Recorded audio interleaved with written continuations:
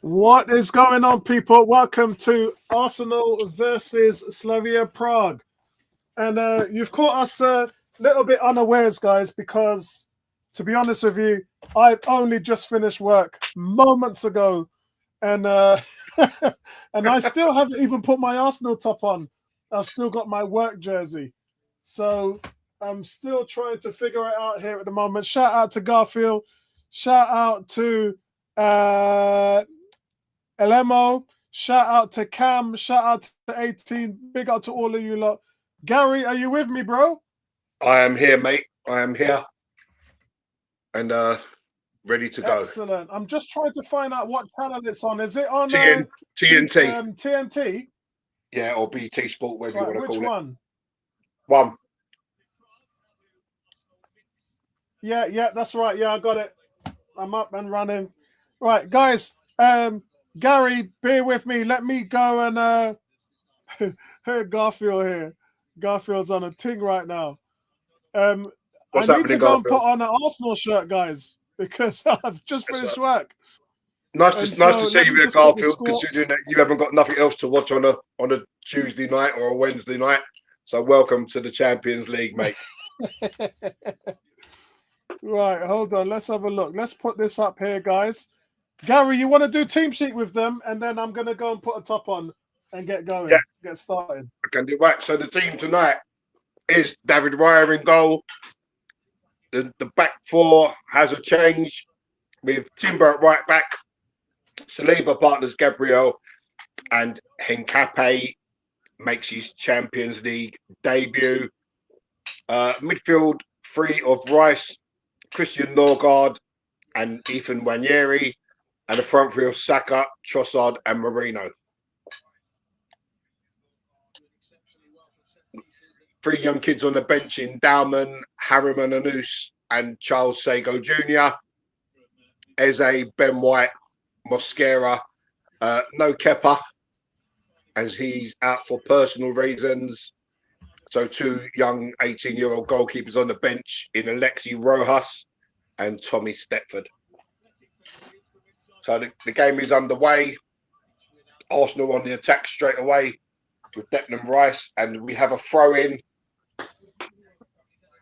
which Christian Norgard will take, so it's going to be a long throw.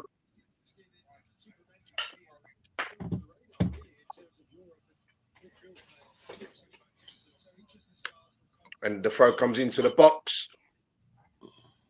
And Gabriel's beaten in there. Norgard puts it back into the box. And it's headed up. Not clear. Oh! Who was that? Was that Gabriel? Gabriel with a half volley. And it's just wide. Had the keeper flying through the air. Great technique from Gabriel. I think the keeper had it covered, but the keeper was flying through the air. So good start for Arsenal inside the first attempt on goal inside the first minute. Oh, but here comes Slavia Prague. And the shot goes up for a goal kick.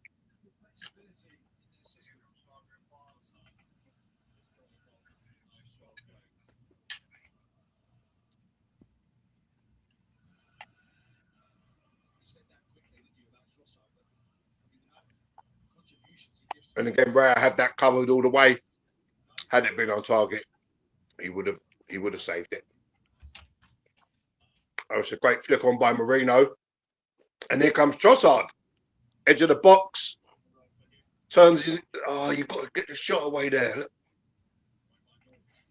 And then Campbell fires it wildly across and out of play for a goal kick. But already in the first just gone 2 minutes, there's been 3 attacks, 2 for Arsenal, 1 for Slavia Prague.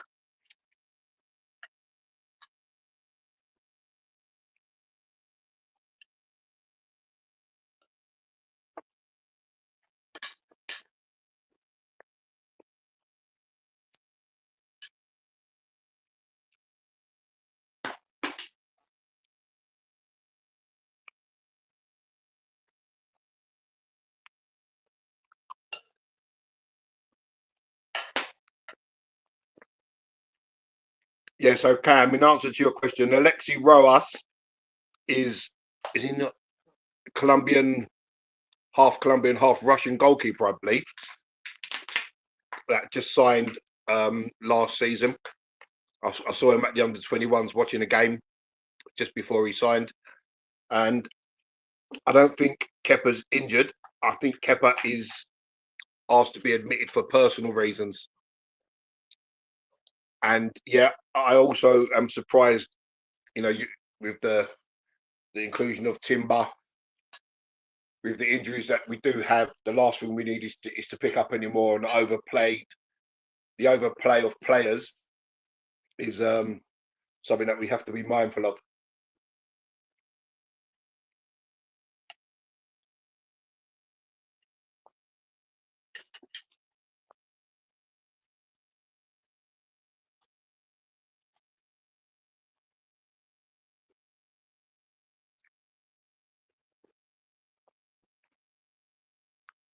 Gabriel's got a big battle on his hand because that striker is massive. That striker looks about 6'7".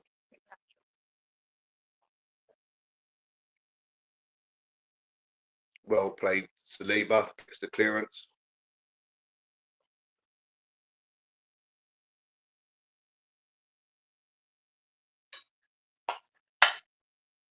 Cross comes in. Saliba clears. Was that Gabriel, actually? I think it could have been Nkape, to be honest. Cross comes in again. Bouncing in the box. It's a shot. And it's a save from Raya, but excuse me, the flag was up for offside.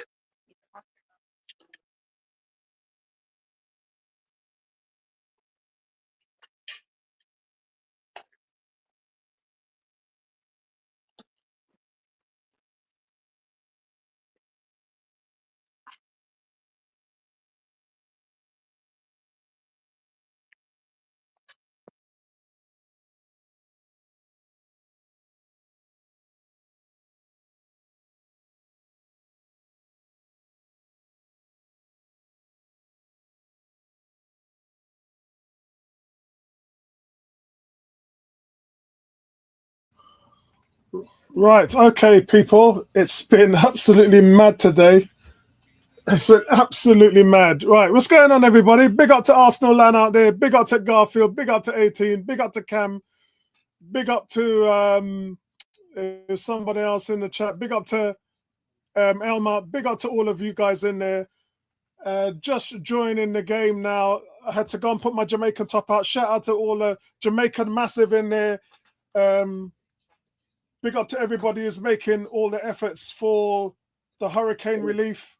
I've been absolutely going bonkers like a bat out of hell over the last few days in regards to the hurricane. So we got a big movement going on at my company. We're doing a massive relief and hygiene PP.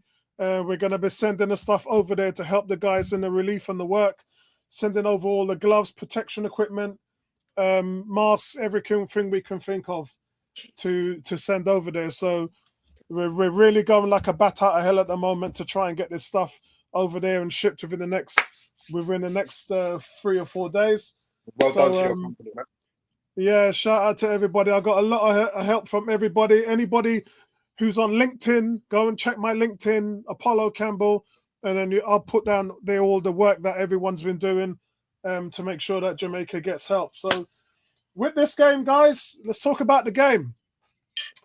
Let's see. Let's talk about the game. So obviously, I'm going to start from the beginning. It's still 0-0. Arsenal really in an attack in front at the moment. Let's talk about the 4 changes. Hincapie starts in place of Calafiori. Gyökeres is injured, so Mikel Moreno is starting up front. Ethan Nwaneri gets a rare start over Eza. So Eza is on the bench. Zubimendi, of course, remember he's suspended because he had too many yellow cards. So he's sitting this one out. Christian Norgard comes in, which is actually what I wanted to see because I think he's a decent player. I want to see him play more. I think Zubimendi needs a little bit of a rest anyway, so not bad. That's what I've been saying. And then now he's had that rest. It's down to Declan Rice to have a rest afterwards because Rice not been rested either. But this is a very important game. We saw in the game that they played, the cup game against Brighton, they were a little bit out of sync, wasn't they, Gary? And letting shots in on target, which we don't allow at our club. Yeah, that was due to 10 changes. Yeah. So already tonight, the Slavia Prague have been open and have come close. Yeah. And so tell me something. Slavia Prague don't look like they're in a low block, which is music to our ears. Yeah. And they've got a big 6'7" geezer up front that's going to cause Campbell and Layla some problems. Oh, Hincapie covered really well there. So those are the changes for Arsenal Football Club, guys. I'm not going to talk about Slavia because I don't know their team. Martinelli, guys, also an update. He's not been named in the Brazilian national squad due to an injury. So we just got injuries everywhere. Everywhere, guys. And yeah, it's time to see what the squad's made of. The other guys I talked about are still 2 to 3 weeks away. Odegaard, Madueke, Jesus, and Havertz. That guy's massive. He looks taller than that. Yeah, although Jesus might be left until December from what I'm hearing in the medical team. Those of you guys have seen Alex Oxlade-Chamberlain training at the training ground this week. And he's 32 years old. He can't find a team. 200 appearances for Arsenal. So Arsenal have been known to do this. They've done it for Jack Wilshere. They've done it for David Beckham. They've done it for Robert Perez when he was still playing.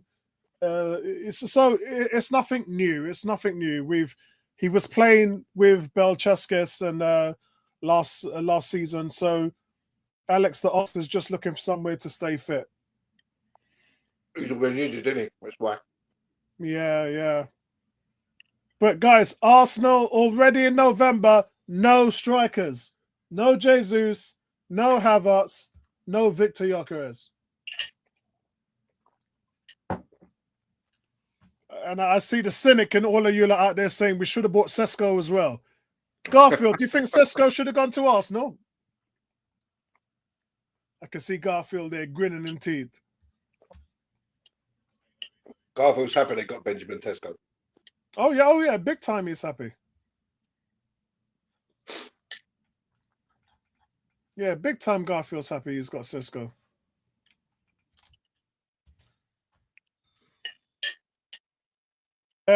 So at least we know. Let me check up with that bench again, Gary, because I didn't actually have a good look at it. Is that the bench? No, that's not the bench. We've got two goalkeepers in Tommy Stepford and Alexi Rojas. Who the hell is that? Who? Alexi Rojas. He's the under 18 kid. Oh yeah. No, I was just taking the piss there. Oh. And then we've got Ben White, Mosquera. Why is it White playing over Timber? What are we doing? Well, that's what me and Cam was just saying. Me and Cam just had that very conversation where you was putting the shirt on. I don't know what is going on there. Why on earth? We've got 3 teenagers in Charles Sago Jr., Harriman Anus, and Max Stoutman. Yeah. And that's basically it. Excellent.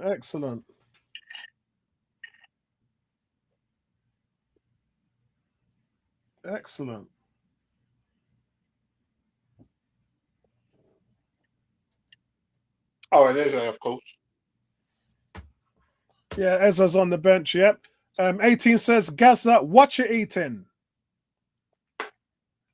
I'm eating chili con carne. Yeah, I'm doing a trout. I just put the trout in the oven. I've got broccoli with that, corn, mashed potato. So, yeah, I'm going to have that after the Arsenal game. Here comes Arsenal, guys, through the midfields. Well played by Guarnieri, going past 2 players. Saka loses the ball. But it comes to Declan Rice. Oh, sorry, Gary, by the way, I'm on 14 minutes. Oh, you're way ahead of me. Am I on HD? Yeah, I'm on HD. I'm on TNT Sports 1 HD. That's got to be Arsenal. Yeah, free kick to Arsenal in a dangerous area. Set piece FC. Although the ball is very direct with the goal. And again, massive big up to all of you out there. Man like Garfield looking to play in the Champions League next season. Only if he supports a different club. Well, he supports Arsenal as well, man. But Arsenal's his second team. Yeah, you can't have a second team, man. I do.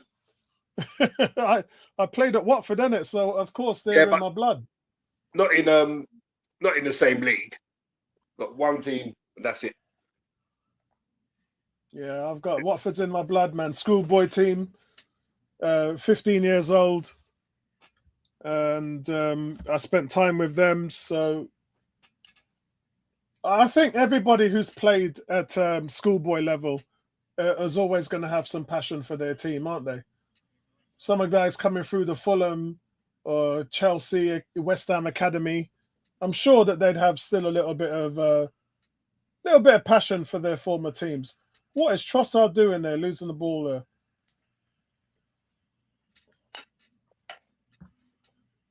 Yeah, so I spent 2 years at Watford, and so Watford are in my blood. I always want to see them do well.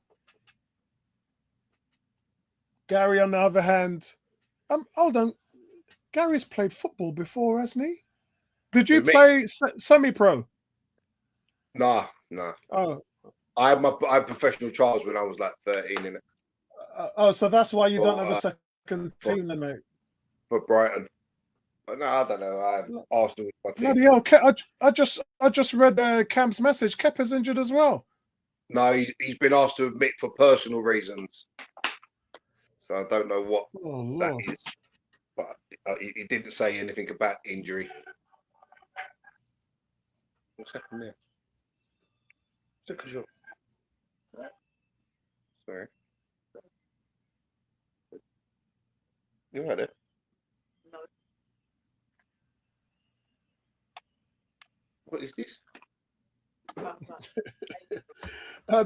This guy's 18 says leper or Kepa, and then it says, as Gary says, Kipper. Done him like a kipper. Oh man, I tell you what, man. We got some proper celebrities. We got some proper celebrities on this stream, man. Gary's known for saying coming in cold and done him like a kipper. I'm gonna have to get some t-shirts. Gary the coach and his famous sayings on the back of the t-shirt.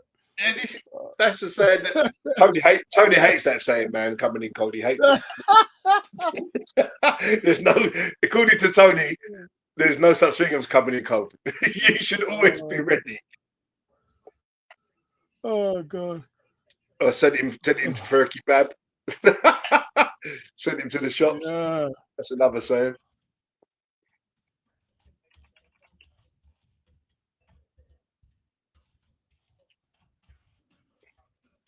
What minute you're on now, Apollo?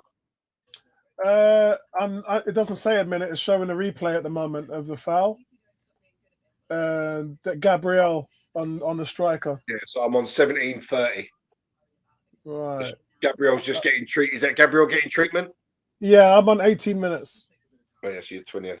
That's Cam says, Apollo's t-shirt, back your team. I used to say that a lot in my videos, didn't I? You don't still remember that? I don't really say that as much anymore. Gary, when I first started the channel, I always used to say, back your team, when you finish the stream, when you finish a stream or finish a video, it was always the last word I would say. I'd be like, peace, I'm out. And then I would always say, back your team. So, yeah, I guess. Cam's got good memory.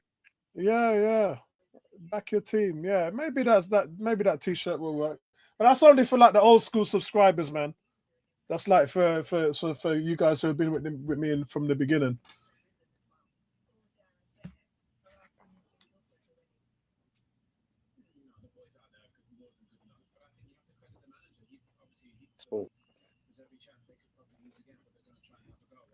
It's like a bit of a serious check on Gabriel here, isn't it? Yeah, but we don't need that, mate.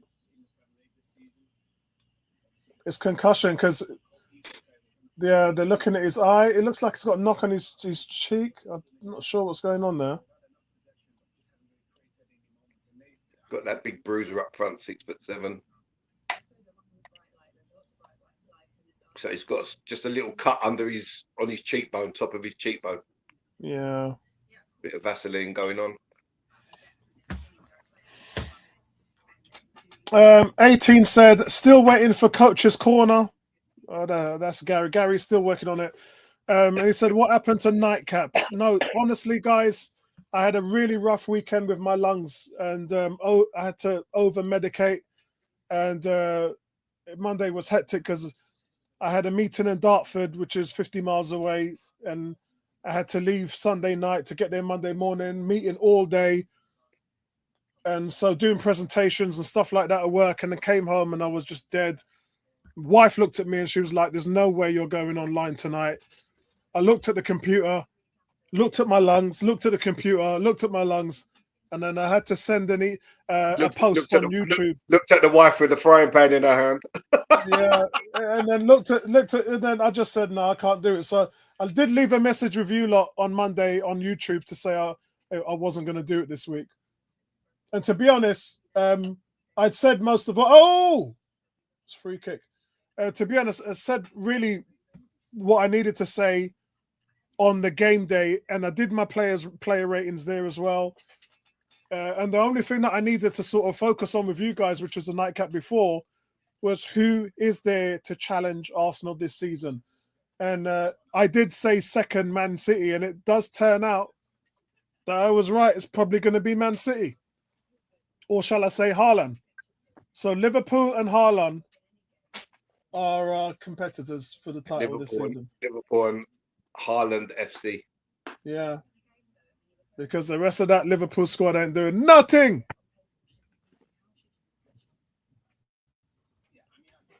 The rest of that Man City squad, sorry, is dead food.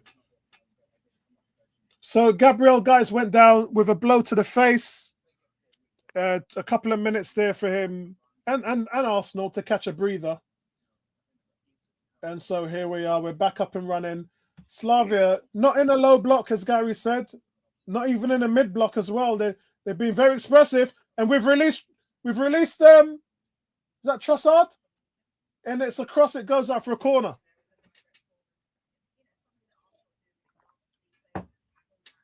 Well played there. The ball was from Hincapi. Or Hencape, whichever you guys want to say it.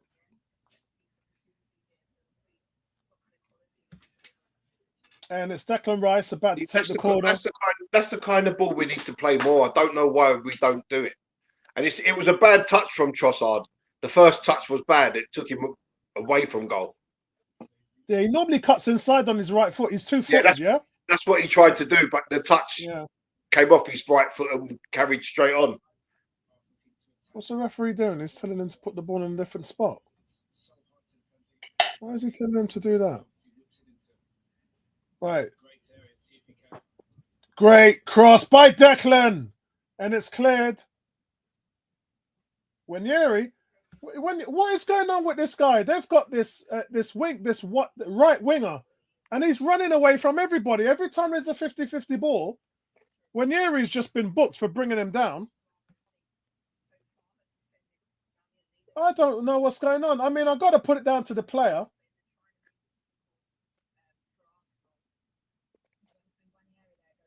I don't know why Wanyeri lets that bounce.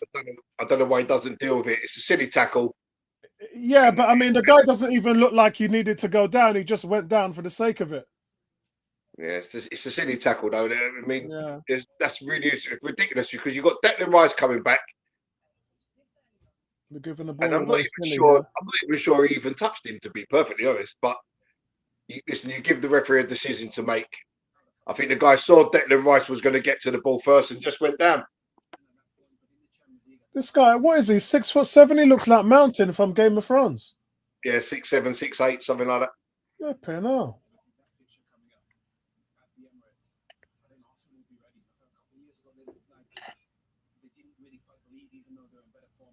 Oh, here we go. Declan Rice, through ball, and we're in it, Saka. Go on, mate. Go on, Saka. Oh, he's done well. The goal from a tight angle shot. Goalie's done well to make the save. It was point blank. Declan Rice just releasing Saka. To be honest with you guys, I don't know why Saka doesn't play at the number 9. I remember when we had no strikers, we 1-0 down to PSG, and Saka was the one that played centre forward, and he done really, really well in that second half against PSG in the Champions League semi-final last year. And that just goes to show what he can do. He's last man on the ball. Declan Rice slips it in. Saka, really tight angle. Saka gets a shot off. It's saved. It's a corner to Arsenal. Declan Rice taking a corner. Here we go. It's a shit corner from Declan. He doesn't normally do that. I think it's another corner. Yeah, the only thing there, when Saka breaks, there's no one that can keep up with him. Everyone's too far behind. Yeah. Slavia Prague are absolutely crapping their pants every time Arsenal takes a corner. Well, their coach has said that Declan Rice is the best set-piece taker in the world, hasn't he? Yeah, I think every coach in the world would say that. That's a better cross from Declan. It's a bit far. That was actually a smart corner by Declan Rice. The first one. Trossard just missed his little flick. Declan chipping the ball back in again, but this time it's too direct and it's out again for another corner.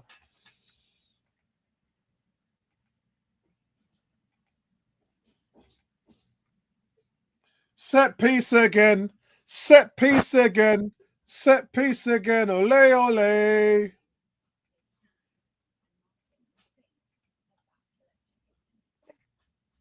Right, here we go again. Another set piece from Declan Rice.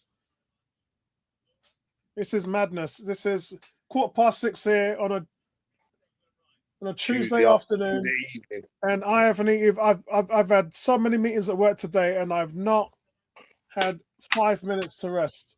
And by the way, guys, because of my lack of lung capacity, when I do finish work, I normally crash out for about 30 minutes, 30 to 60 minutes, just to recover from the day's talking, having my lungs battered.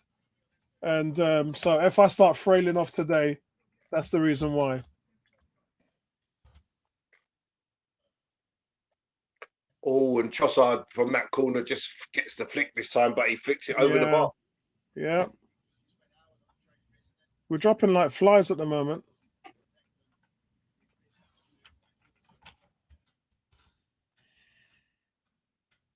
There we go. Arsenal got the ball up on the halfway line, guys. Gabriel. I mean, they're not pressing us. They're in the mid block. He gets the ball over. That's a great ball to Wanyeri. Take your man on. Saka on the right, picks it up. He crosses it. He shoots. It's poor by Saka, but it's a save, and it goes out for a corner. It'll count as a shot.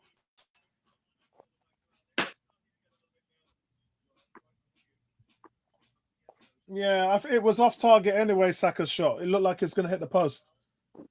Yeah, it was. But the goalkeeper made a touch save. I don't have any scores on the doors for you guys. There's only one other game on at the moment. Oh, okay. So yeah, that doesn't really matter. It's Napoli 0, Frankfurt 0. Yeah, true.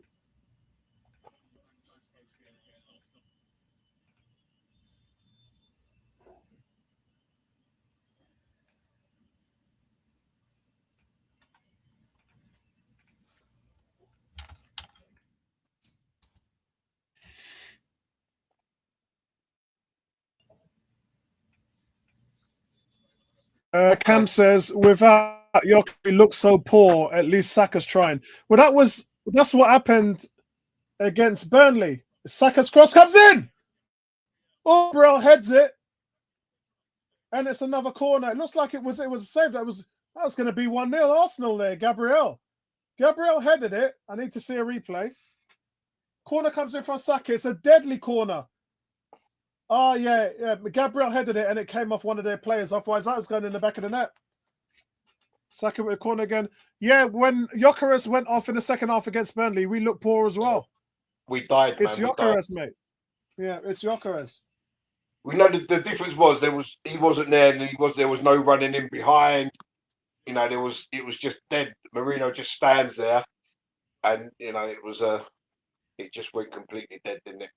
And it By just the way, shows you how by the valuable way, the you job guys, is. can you hit the like button, please? There's only 3 likes on the video. It's not enough. Hit that like button, please, if you're watching. Here comes Saka's.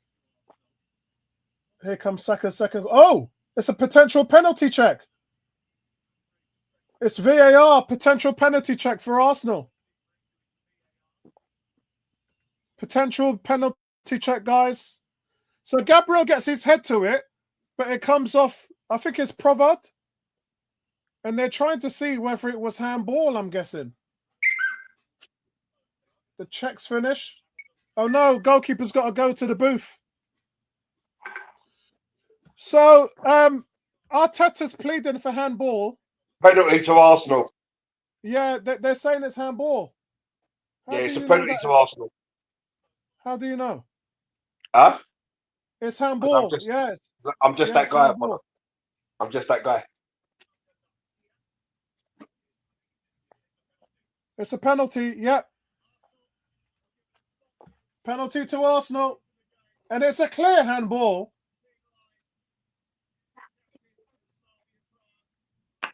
It's a clear handball. Can't argue with that.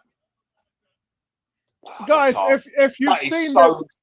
Do you know what? Listen, it's hit his hand, but I mean, he's jumping for the ball, and the hand is just the other side of his head.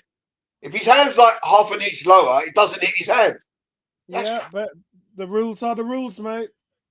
I mean, what's his hand doing up there? You're up there to head it. What's your arm doing up there? And Saka converts.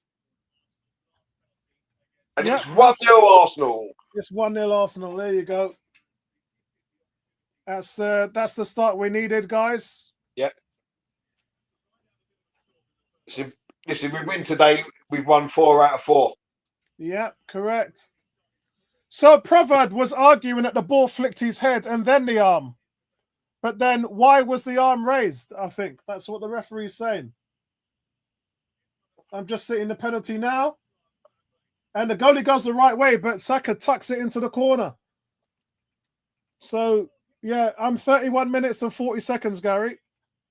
Gary's ahead of me. 31-20, I am. Hey, let's change the.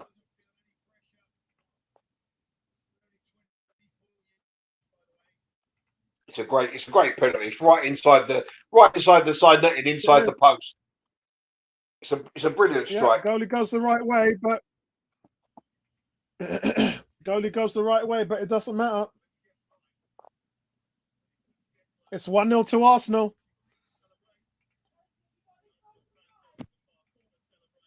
It's 1-0 to Arsenal.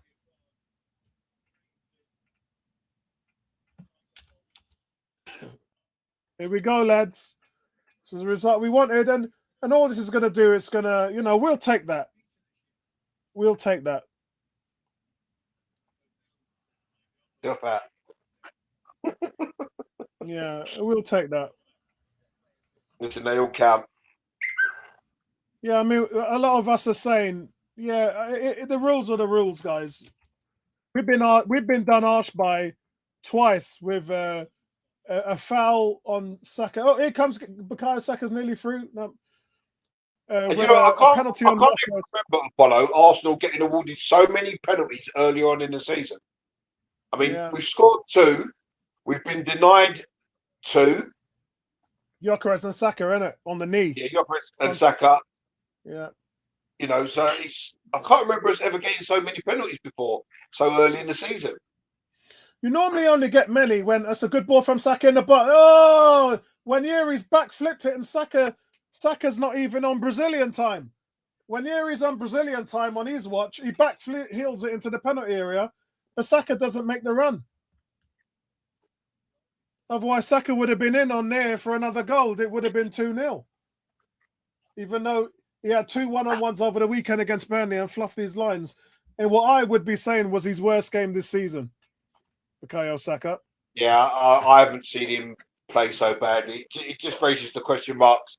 Is he still carrying an injury? But he's got 2 in 3 in the Champions League. Yep.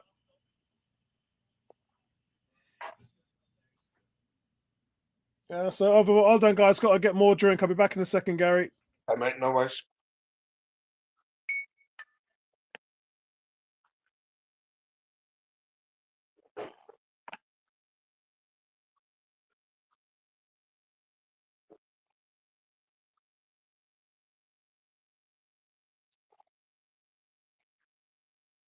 Trossard dropping deep, knocking the ball long, and it's headed. They kept it in. It was headed out for a throw to Arsenal, but they kept it in.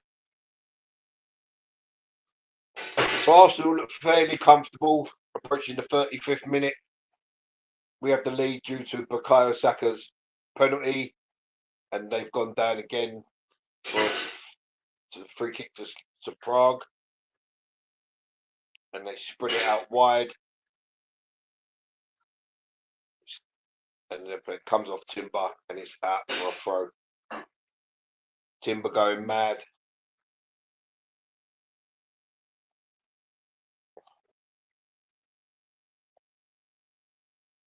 You would have to assume that probably Ben White's not fit enough to start this match, and he looks like he's been struggling for fitness since he's returned from injury. And that guy looks massive, man. He makes Saliba look like a midget.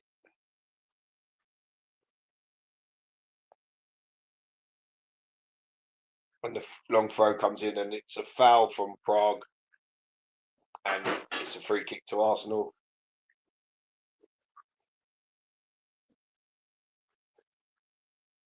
And it's the big guy, Chowdhury or Chori, wherever his name is. And yeah, he falls to the ground, and he's trying to claim a foul by Saliba, but he's fallen to the ground, and he's tried to drag Saliba down with him, and he's trying to claim a penalty. And you know, that was ridiculous, mate. You're never going to get a penalty for that.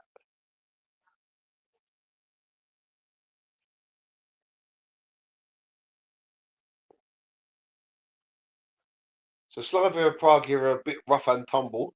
They're trying to mix it up. Pressing it's all the way back to Raya. Raya sends it long.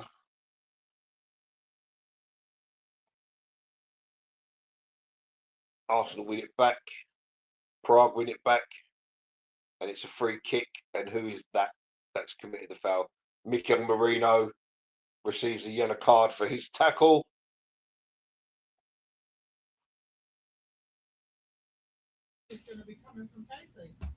Right. What did I miss, Gary? Sorry, I've been at work all day. I've not even eaten anything, so I'm just having a couple of quick. Never a yellow card. So Marino's just picked up a yellow card.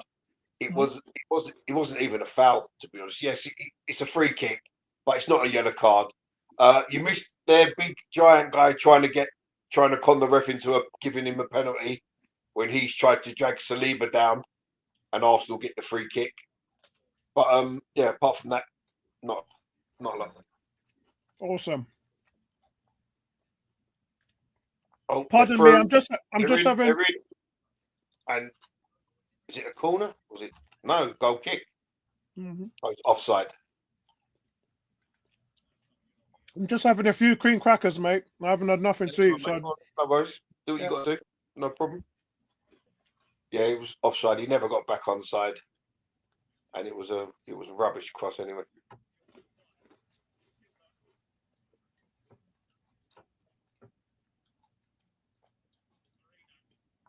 Exceptional play by Arsenal here on the right.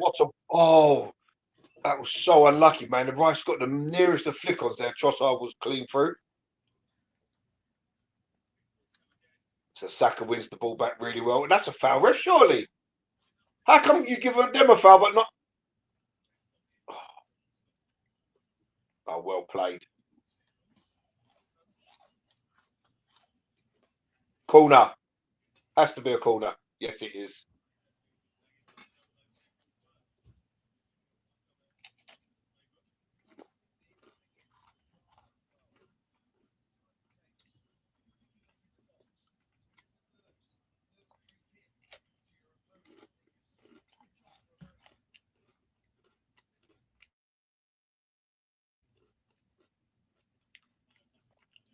So Saka to take the corner.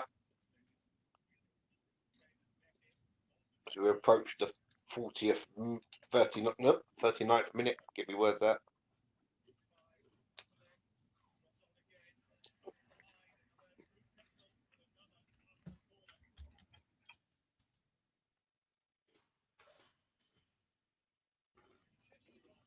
And the corner comes in.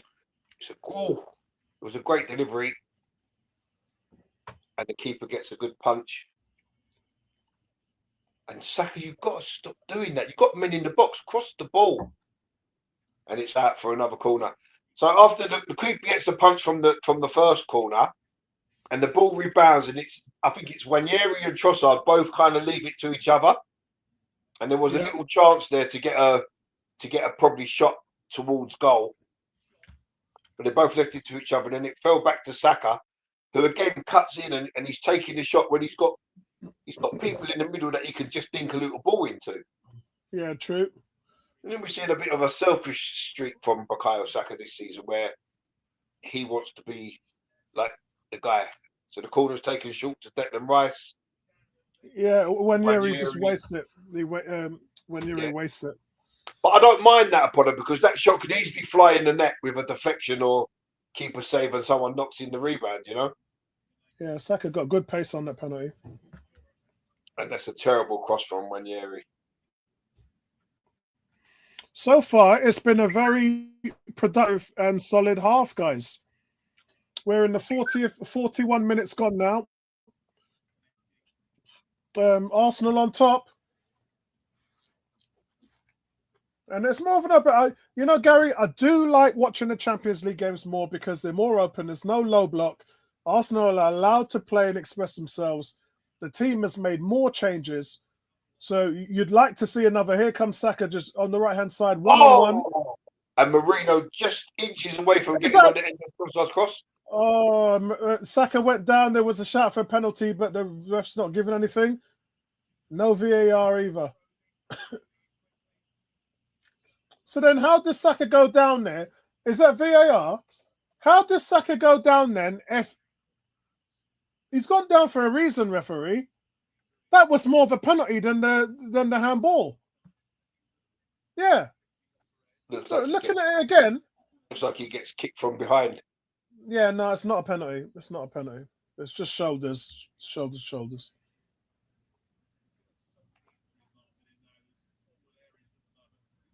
Yeah, it's not a penalty. Get up, Sack up. They already got away with one.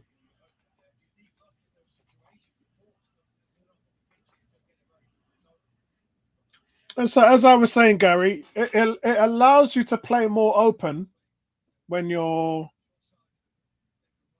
playing. Come on, Raya? When you're playing a team like this. Paris Saint-Germain versus Bayern. That's going to be a lightning game tonight. But that's because the Champions League is on a group format, isn't it? So every team is trying to get at least at the bottom 8. So that's why they can't afford to just sit behind low blocks, and that they've got to come out and they've got to kind of play. Whereas do you remember when teams used to play themselves to a draw? Just feeling them out in the slow pace, feeling them out. You could literally, in the group stage, you could literally draw 3 games, win 1 and go through. Yeah. Now that's gone. But in the Premier League, you don't have that kind of system because there's 38 games. Yeah, true. And you can do the low blocks against the top teams, and then you can play against your rivals for the relegation spots. Cranky's in the chat. Let me. Sorry, Cranky. It's a working day for us, and I just finished work. So, let me just send Cranky the.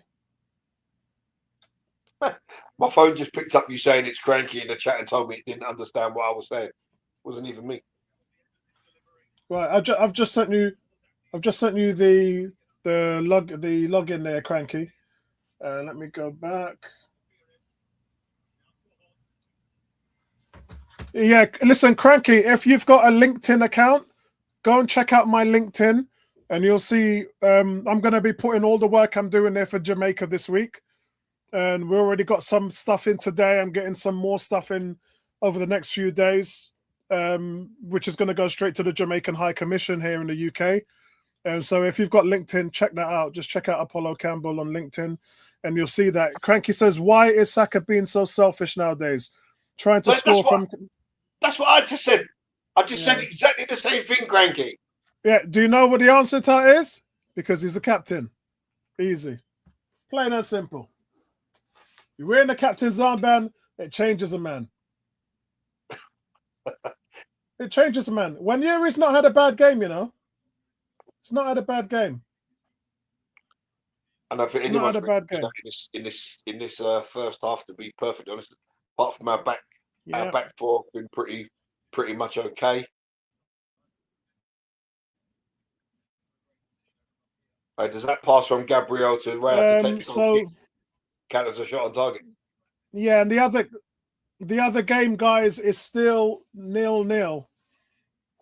The perfect result for us, guys, would be Paris Saint-Germain drawing with Bayern Munich, giving Arsenal a 2-point lead on them. Obviously, Inter Milan and Real Madrid both have maximum points as well. So remember, we finished third in the Champions League last season, the league stage. So it just goes to show. At the moment, with us winning this game, that puts us first. Yes, correct. Yeah. So if PSG and Bayern are going to take points off each other, so that leaves us second. Then we've got Bayern next week. Yeah, not if they draw, then we're still in first, mate. Yeah. Arsenal playing some beautiful football here on the right-hand side, but that's a poor ball from Ranieri. Ranieri just shorts it. He knows he messed up there, and he's clapped his hands in frustration. I can't see Bayern and that being a draw. I can. Two good teams cancel each other out. Then Liverpool, Real Madrid. And you've got Liverpool, Real Madrid.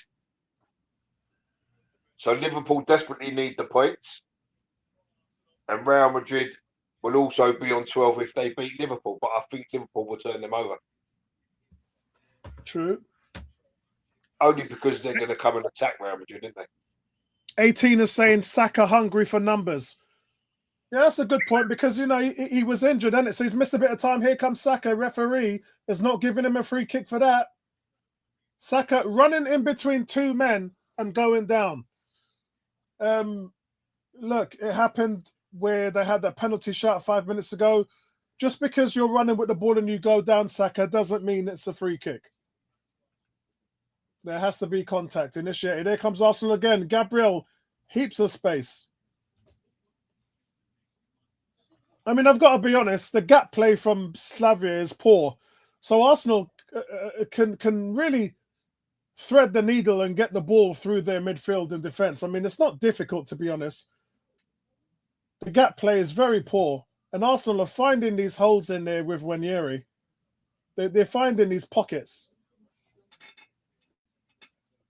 It's, you know what's funny, Apollo, is you can literally see how bad and how much we're missing Gyökeres up top. Oh yeah, big time. You know, and there's been one running behind from Saka and one from Trossard. But look, I mean, who's supposed to be the centre forward? Moreno, right? He ain't touched the ball in 20 minutes. At the moment, it's Saka. Yeah. And Moreno's dropped deep. Saka goes into the 9. Then Saka goes back to the right. Then Moreno comes from deep back into the 9. Correct. Yep. But because of that, Moreno's not hardly seen any of the ball. But if you're going to play him as a 9, play him as a 9. Say to him, look, this is what Gyökeres is doing. We want you to replicate this to the best that you can. Here's Declan. Look, they've got plenty. They're not even. We're 30 yards in. They're not even pressing us. Declan's got all the time in the world. There's no focal point there up the top. Yeah. What kind of ridiculous nonsense is that? Oh, Declan slips the ball through.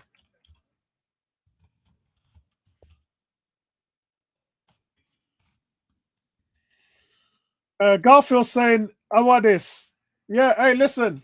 Big things are going on in Jamaica, you know, brother. Big things are going on in Jamaica. Big up recovery.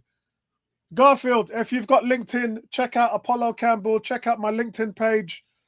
and big up all the efforts that I'm going to be making up there this week. Cam says Garfield the cat. Listen, Garfield is a cat because the man love cat, you know. He like me, love a cat. No, I'm not a dog person, I'm a cat person. Love a cat.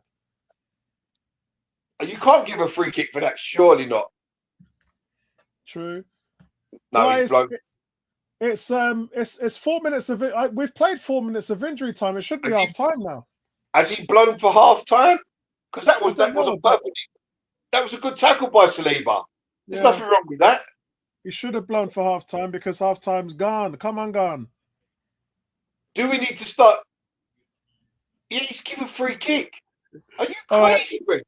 I can't repeat that on the channel, but I can't repeat that on the channel, but hold on, Garfield. Garfield, didn't you and Apollo meet in the toilet? I think you could be wrong there, bro. That's the same year as my wife, 71. It's the same year as my wife, 71. Yeah, I don't know. You have to ask Gary about that. What's that? Yeah.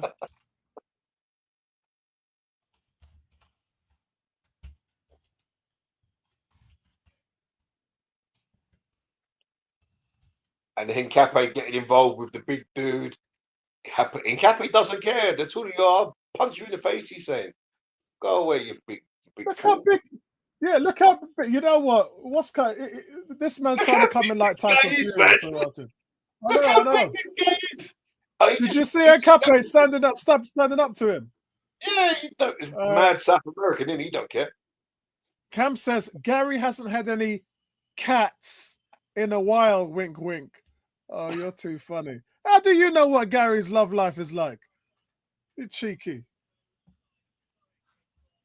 A proper gentleman never tells. Yeah, exactly.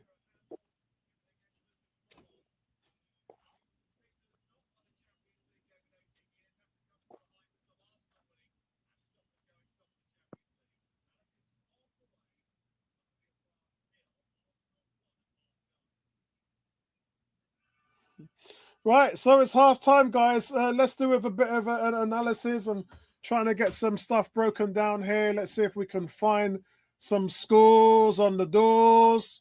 Half time here. And quite frankly, you know what? Forget the scores on the doors. Let me just do a spot analysis. So the bottom line, guys, is look, these games always a pleasure to watch because these teams don't block us. This is a Premier League.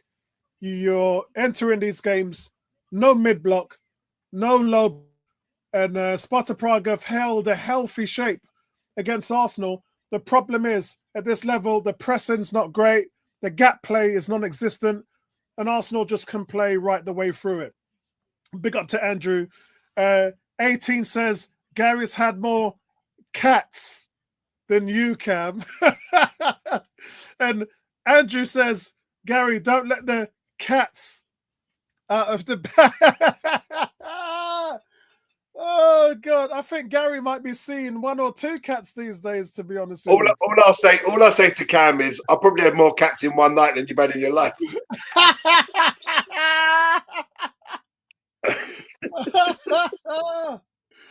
Oh God. Oh, madness. And so in the other game, guys, the Napoli game, that's still 0-0. Yeah, that's half time anyway. Napoli versus Frankfurt. But here, the advantage is at Arsenal, and it was a little bit of an uncomfortable start, but I think the Bukayo Saka's penalty is the difference between the two sides. As things stand, the Gunners are heading to the top of the Champions League table. But as I said to Gary before, Andrew's giving you a big meow. As things stand, guys, Champions League games, as I said, teams don't heavily press, and we don't face a low block, so it's really good football to watch with both teams sort of having a plan, coming at each other, and free flowing football being played. Andrew says, Cam, you've got handed a bowl of milk. Oh my God. Cam's disappeared with Garfield, honestly. Cam and Garfield probably the same person, man.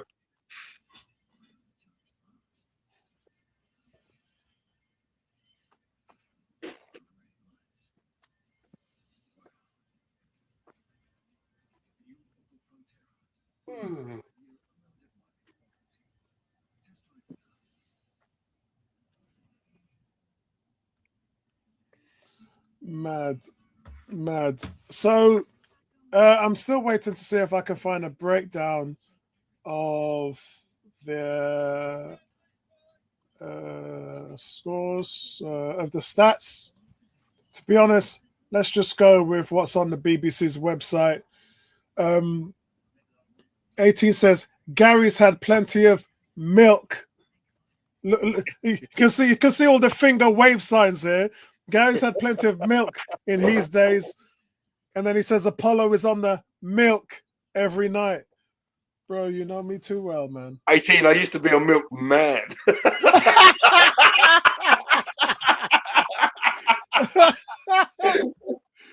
I used to be known as, before I was the coach, I was the milk man. Oh my God. Arsenal. My son just called me disgusting. Oh God. Arsenal 11 shots. Arsenal. Slavia Prague 5. Arsenal 5 on target. And Slavia Prague, guess how much shots they've had on target against Arsenal? None. 0. We don't like conceding shots on target, man. Yeah. If we concede, sack the manager if we concede shots. Arteta out if we concede shots on target. It's madness. It's the expectations of the team is just madness right now. Any surprise submissions? And if you're talking about football instead of cats and milk, then the surprise submission for me would be Eza from the squad. Yeah, so it's Eza and Ben White for me. I have no idea why Timber, Declan Rice. Yeah, don't worry about Declan Rice because he'll probably get rested at some point. But this becomes the problem. I don't know why Ben White's not playing.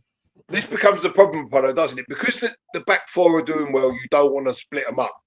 Yeah. But we've already seen Gyökeres pick up an injury because he's basically played 90 plus minutes since the start of the season due to other injuries that we've had. Yeah. So now we're hoping he's going to be back after the international break, but it could be a long-term thing. We're not sure even what it is yet. So what you don't want to keep doing is risking the players overplaying and causing injury by overplaying, which has been our problem for the last couple of seasons. But we've got the squad now to stop this from happening. So we need to stop it from happening and give other people minutes. You know, if Ben White's only fit for 45, playing for 45. If he can get to the hour, playing for the hour.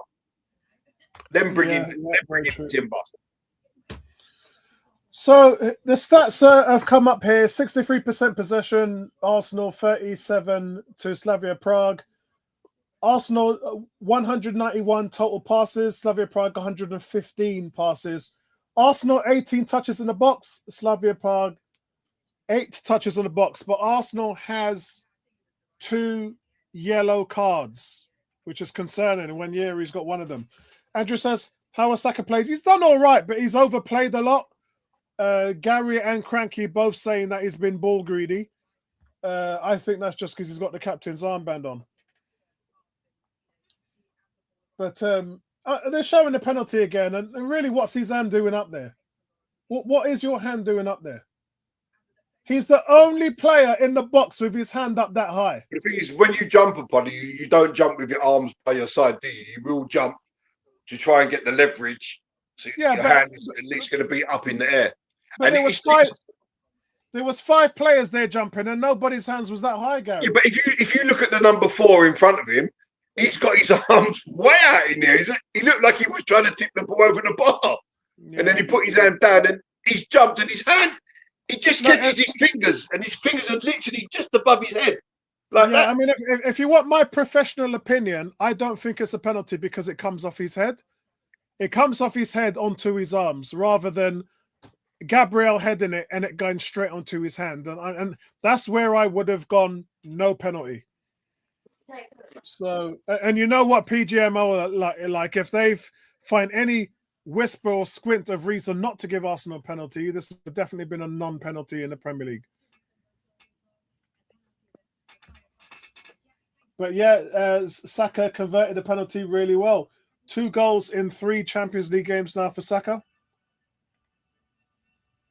Second half, guys, about to start. Yeah, VAR is in use, mate. We've got VAR. The only people that don't really see VAR is the likes of... Is Garfield in the Europa League? I can't remember. Are Man United in the Europa League? No, they finished 17th, 16th. Oh, all right. So no, Garfield ain't even seeing that. So yeah. Anyway, only them bucket skeleton teams see them thing there. Garfield's weeknights are pretty empty. That's why. Overall, it's been decent.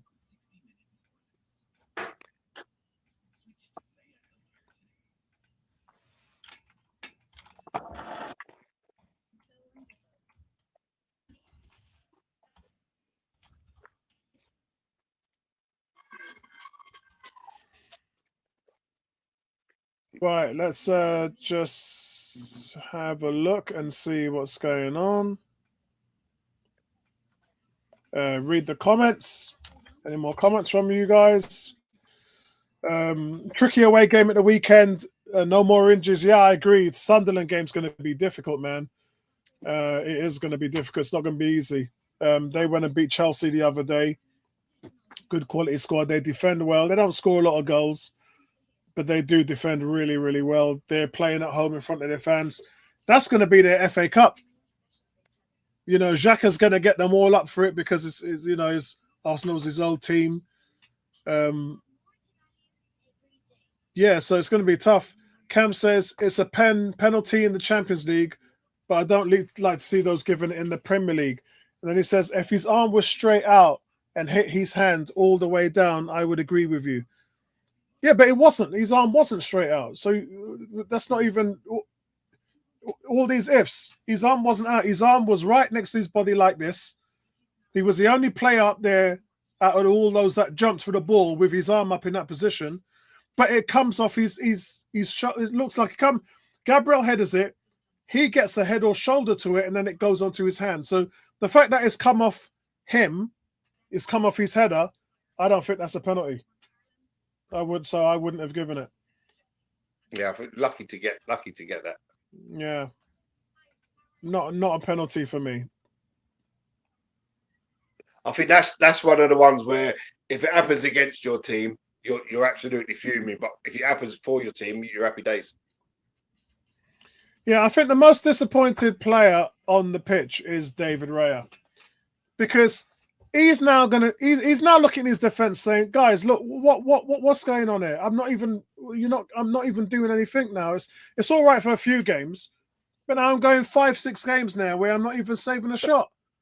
So it's like, I mean, what's going on? What do you guys want me to do? To be fair, I've never seen anything like it, to be perfectly honest. Me neither. This is the first for me. I mean, I've seen us have some good defenses before, but this is now really getting ridiculous.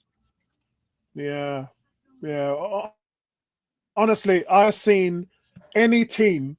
I mean, do you remember last season? Last season was the one where we were 3-4-0 up at halftime and fans were leaving the stadium.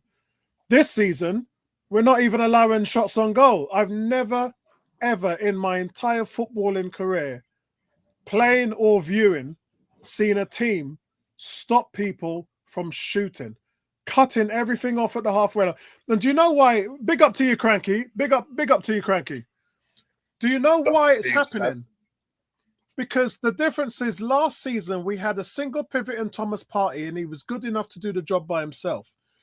This season, we went 2 games with Zumbamendi in a single pivot. Arteta thought, no, that's not going to work. And then he's playing Declan Rice in a deeper pivot. And what that's doing is it's just creating more difficulty. for teams to even get a sniff of what we're doing in the box. And the passing lanes, the gap play is impeccable. I think we're the best gap play team in the league, in Europe, maybe in the world. Yeah. But then it's our fullbacks as well. You look at our fullbacks, what our fullbacks are doing offensively, and then they can both defend. So you've got them all running into the box. So their combination play on the wing, the overlaps, the running into the box. We've seen Timber even a couple of times. He scored 2 goals the other day. Timber running into the box late. Calafiori is constantly doing it. But at the same time, they both defend. No team in the world has got fullbacks like that. Cranky, big you up. Let me hear what your thoughts is. Well, first I want to say to the people in Jamaica, I hope we sort of come through these challenging times. I'm hearing some really horrible stories. So my hope is that the aid will get to the right people and they can rebuild the country in a decent amount of time. It's going to take a while, maybe years for some places to get back to normal. So firstly on that. Did you check out my LinkedIn? No, I haven't checked your LinkedIn out. Yeah. But I was at the barrel place yesterday, when those and the barrels are all sold out. They have barrels that they sell you so you can put stuff. They all sold out. So a lot of people here in the diaspora are trying to get stuff down to Jamaica. So do you know why they're sold out? Go to the right place and timely, yeah. Do you know why they're sold out? Why? They're sold out because the Jamaican High Commission has put no import charges or tax VAT on those barrels, which is actually a big business for Jamaica and for the government. And no, they would have been sold out anyway. I'm telling you, I was there before that announcement came, and you can see some people there don't necessarily have the resources, but they have more than the people they're trying to send to. So no, they were just buying up. People were telling me about their communities in some of the areas, and they'd been decimated. So, and they have families there. It's not only for just in general; it's for the families there. So, yeah, there's a lot happening. Lots happening in New York anyway. Right. Yeah, that's good, man. I've seen some of the planes going through from Miami with all of the pallets going through.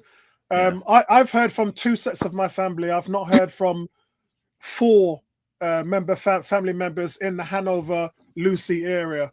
One in Montego Bay as well, but the others are in Lucy. Lisa's guys are in Santa Cruz, St. Elizabeth, and she's in the same position as me. We've heard from a few people, but those people are in, are in different parts, Kingston, and which wasn't as badly affected. What about your family? Kingston got away with it. My brother moved back to Jamaica. He's living out 10 miles out of Montego Bay, and he's saying it's really bad actually. Go Arsenal! Already? Whoa! 45 seconds into the second half. Well, you're way ahead of me, Gary, because they just kicked off. They just kicked off for me as well. I think Gary's behind us, but it's probably his son. His son is the what did we used to call that thing on Monty Python? And it's Marino. Ball crossed out to Trossard. Let's see this. Trossard, is this Trossard on the left? Yep. Cross into Marino. Nobody's in the middle. Tapped in the net. Saka is not having his best days. He was horrible. Did you see my ratings on the weekend? I gave him a 3. He's too self. He's getting Marino. Is he feeling the pressure of captaincy? He's trying to do too much. He's trying to score from close angles. I don't know what that's about. Yeah, I don't believe that you feel the pressure of captaincy. You're trying to score goals. I think you're just doing it because you want to do it. No, because you think that you have to set the example. You have to be the leader. You have to do more than others. By setting the example, you can cross a ball and set an example by putting it on. Well, that's true, but he's not crossing it. He's trying to score from ridiculous angles. When you've got people in the box where you can cross the ball, you should always realise that there's someone in a better position than you. That's an excellent finish by Moreno. Guys, that's what your striker's supposed to do. He has an instinct for scoring goals. He scores a lot for Spain, doesn't he? A lot. If you put him in the right position, he will score goals because he has that natural finisher's ability. But in the first half, I don't know if you noticed, Cranky, he was dropping into midfield. We were playing with 2 wide, no one up top, and then Saka was coming in, or Trossard was coming in, and it made no sense. There was no focal point. So you know what's happened, Cranky and Gary, at halftime. Arteta said, no, you play there and you stay up front. That's what you want him to do. We had the same problem with Havertz. But Providence Log started out good against us because they were doing was what Crystal Palace did to us. They were attacking the pass, right? They're playing us physical and attacking the pass. But eventually, the more technical team is going to win out as the game progresses, which is what's happening. Well, the thing is, this team can't be bullied, can it? No, they're very physical. That's the thing. They were trying to play us physical. And they were also attacking. Crystal Palace did this brilliantly. They anticipated the pass. They scouted as well. They anticipated the pass out of Saka a lot. So they were attacking the pass. As you made the pass, they were anticipating it and cutting it off. And we didn't adapt, actually. Well, what Arteta has done different than this year, Apollo, if you notice, the last 2 years, we play a lot with the inverted, right? With whether it's Zinchenko or Lewis Skelly, more importantly. Now he's changed a little bit where the left back is going wide a lot, which is what we do on the right, right? You look at Hincapié in this game. Yeah, he's playing almost like the left wing with Trossard squeezing inside. We're not changing the play to get the ball out to him. So instead of him being the inverted, we're playing three at the back when we attack. He's playing really wide. Up front. Huh? They're taking off their big lump up front. The 6'8" geezer's coming off. Yeah, he's very physical. He's just trying to play football, American football. Yeah, they weren't getting anywhere with that.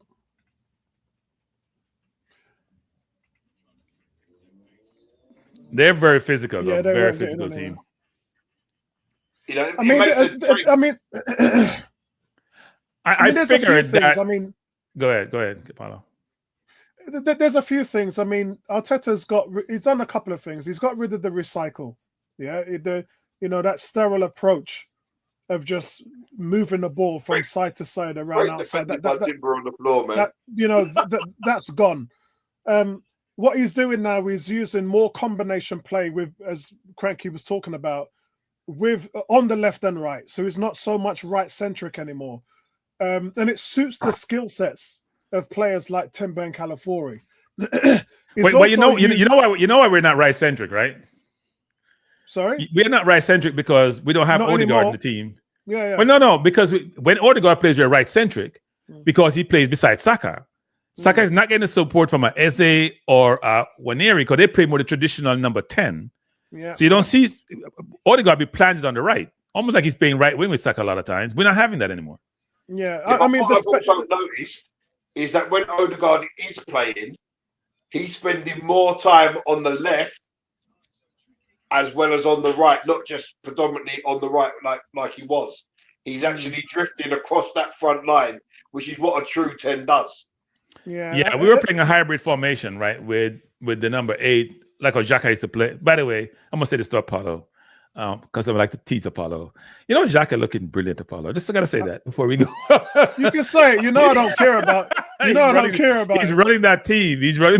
Yeah. I saw him this weekend. He runs the most in the Premier League. I don't know because I don't watch him play. For Sunderland, apart from goal scoring, is number 1 in almost every category: dribbles, passes, recoveries, and then the Premier League. I think he's number 1 in terms of distance covered. But I know you love him, Apollo, so I had to bring it up. Yeah. But anyway, good for him. I have no idea. Never looked at his stats. Don't watch him play. Don't watch any highlights. I couldn't tell you. This season would be the first I'd watch him play. He scored a cracking goal. It wasn't. He's playing. I watched him this weekend. He's playing brilliantly. Yeah. Someone told me it was a deflection, Gary. So it was a deflect. It was a good shot, actually. It was deflected. The thing I like what he's doing is that he didn't look like that with us. His brain is working like a computer, making the right decision almost 99% of the time. You're which is what you need from your CDM. Xhaka and intelligence in the same sentence. That doesn't work. Xhaka gonna be a manager for that team, probably. That's why he took the job. Yeah, he came in as captain. He's gonna manage. He's gonna be a manager. He got his badges. He's gonna be a manager. There's no doubt. He's gonna be like Jose Mourinho. True. That's Xhaka. And the other thing I wanted to say is he's using Gyökeres as a vortex. Yeah. Sort of like the Bermuda Triangle in the penalty area where he's the sinkhole and the centre backs and defenders are gravitating. Gyökeres is sucking them in. And so you look at the space that our wingers have, and especially Eze, and I've never seen these guys have this space before. So that's why you're not seeing cycle ball. Then the other thing, the third part of it is Declan Rice's position, just giving him more freedom and room to drop deep. And that's been evident in his performances this season. He's the very definition now of a box-to-box midfielder rather playing as an advanced state. So Arteta's changed a lot. It might not seem it on the outside, but when you analyze the play, this isn't the same team that was in the style that they were playing last season. It changed a lot. Prague could have scored on that a while ago. You know, they had a good opportunity. Yeah, I'm not sure why he didn't take the shot. Big up, Cranky. How's your brother doing? He's okay actually. Well, I haven't spoken to him yet. He's left me a lot of voicemail because electricity is out, water is out, everything is out. Yeah. But MoneyGram is up, so that's how it works. Hey, listen. No, hey, Cranky, don't go there because my cousins went to the bank. Bank closed. They said they ain't got no money, you know. We've had people stand outside the bank for 2 days. You better talk about bank. It's about MoneyGram. It's not the bank. It's an organization that transmit money, but it's I know. They're a bank in a sense. I'm sure they chartered in the US, but yeah. No, they're not closed. Andrew said, "Who's your pick for the Super Bowl?" Like I found out the NFL anymore. My Giants and Jets are not involved. I would think that's an interesting question. Actually. It is. I'd say Chiefs. I don't know. Buffalo looks good. Yeah, Buffalo. I was just going to say the Bills look good against the Chiefs. The Bills look good. The Bills Eagles Super Bowl would not be a surprise. The Bills look really, really good. They beat the Chiefs the other day. They look. I mean, Allen is playing really well. Yeah, they beat them the other day. I just think that it's the Patrick Mahomes factor to me. On any given day, the man's just unplayable. I just think if Jackson get his act together and not be nervous, he can usurp all of them. Andrew's taking a piss. Read Andrew's message. Oh, Andrew, man. Xhaka played the 8 as well as Rice does. That's my view. No, he doesn't. He does. Xhaka used to pink. Wait. 9 assists, 10 assists and 9 goals. I'm sorry. The 10 assists come from 9 of them are from cross from set pieces. Yeah, because Xhaka can't cross the ball. He can't. Come on, Apollo. You know, people. Apollo has no objective when it comes to Xhaka. Don't listen to him. Don't listen to Apollo when it comes to Xhaka. Yeah. He has no objective. Hey, listen. You know what what Jay-Z said? Men lie, women lie. The numbers don't.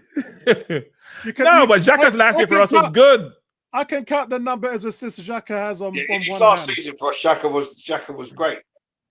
Yeah, he was awesome last season. We're trying to keep him.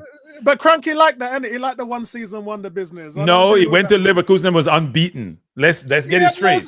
Unbeaten. How much goals in the city he had? No, he had the most passes in the year. Wait. He played the CDM. He's playing CDM. I don't care about passes. No. He's playing CDM. He wasn't playing the 8 for Leverkusen. He's playing the CDM. Yeah. And he was dominant as a CDM. Ask Caicedo. Wait. Ask Caicedo about Xhaka. That's all I gotta say. Ask Caicedo, who's been compared with Rice. So, guys, Caicedo or Declan Rice? Declan Rice. They don't play the same position, so I can't pick one. Caicedo's playing this. No, Caicedo's playing right back. He play. Wait. Let me just say this. I was just about to say that's the reason why Caicedo lose that one because Declan can play anywhere, bro. No. But I'm gonna correct you on that. I'm correct you. So Caicedo's played right back this year. He's played center half. He's played CDM. He's got 4 goals. He's scoring screamers. What are we talking about? He's not being asked to play the 8 or the 10, but I'm sure he could play there. Those goals he scored from 35 yards out. Oh my God! What am I watching? This referee.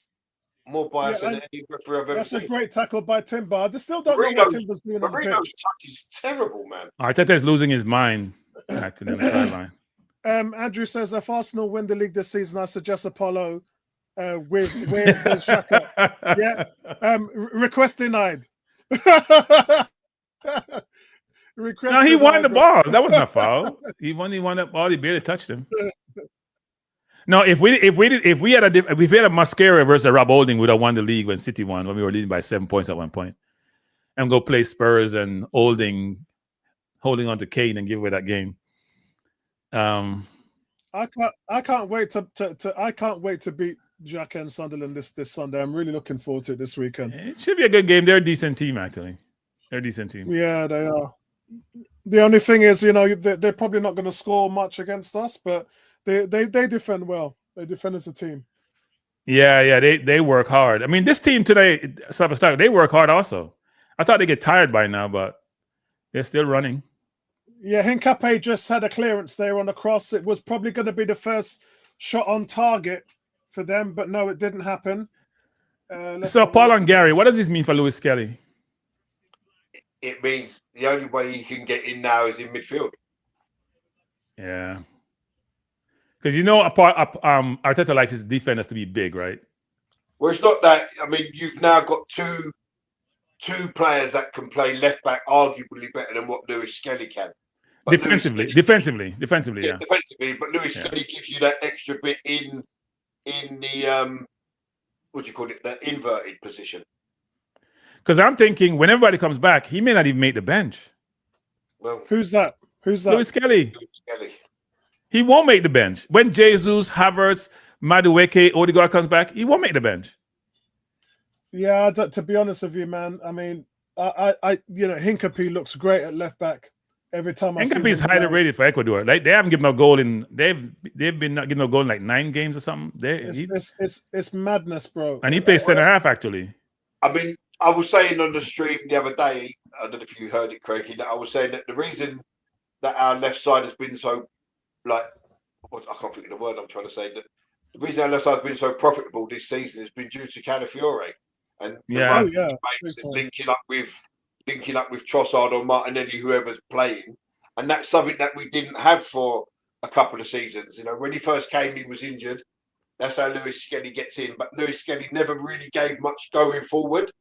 Right. In support. He was okay in the midfield making runs, but he never really got on the overlap like Calafiore does. So that's the reason why our left side's been so profitable. We've been missing it for so long. Saka is in, right foot saved by the keeper. Yeah, Saka is not having a good game. That one was on target though, but he's just thinking one thing: score, score, score. Yeah. Andrew says, Kaka, Brazilian superstar; Saka, English superstar; Xhaka, Swiss superstar. Mad thing. They're pressuring us though. They probably pressure us more than most teams have actually. We played today. Yeah, I think they're going for it now. The home fans is there. They want to know what's going on. I don't think they've won a game in the Champions League, have they? Slavia Prague? No, I think they have one. They had one draw, didn't they? Yeah. Guys, have you any idea if we win, if the score stays the same now, that's going to be the league without letting a goal in? What is going on in this table here? Let me have a look. If Saka just, what? Sorry, Apollo. If Saka just took the ball across the defender can't do anything about it. If he took the ball across him versus shooting his right foot, because his right foot, right, just go across him. Defender has to back up is going to trip him. He'd be in and goal. Yeah. So Cam says Moreno, Trossard, and now Norgard providing excellent squad players. Bro, you don't mention names. We've got 2 players in every position. That's where you got. Well, we have a bunch of them injured, right? Yeah. Oh, what a tackle from Gabriel. Gabriel's not getting his just due, isn't he? It was always about Saliba as a Rolls Royce. Now people are appreciating him. Yeah. You know what? I hear people talking about Saliba in that way anymore. Everyone's saying Gabriel's the best defender in the world. I think he's the best defender. But I heard somebody talking on Talk Sports, was it this morning, talking about the best value for money is Rice. I'm like, what are we talking about? Why are we so biased in life? How could Rice be 100 million pounds, be the best value for money when Gabriel costs 30-something million pounds? 100 million for Rice is a bargain. It's a bargain, bro. You don't hear the song, Declan Rice, we're getting for half price. Half price. So it's 200 million pounds. So what is Gabriel in terms of value for money? Well, if you sold Gabriel now, you're looking at about 120 million plus at least. So he's a better value for money. Yeah, 120. He's a better value for money. 120 is minimum. That's where the betting starts. They're pressuring us. So we're not playing to the press well at all. Yeah.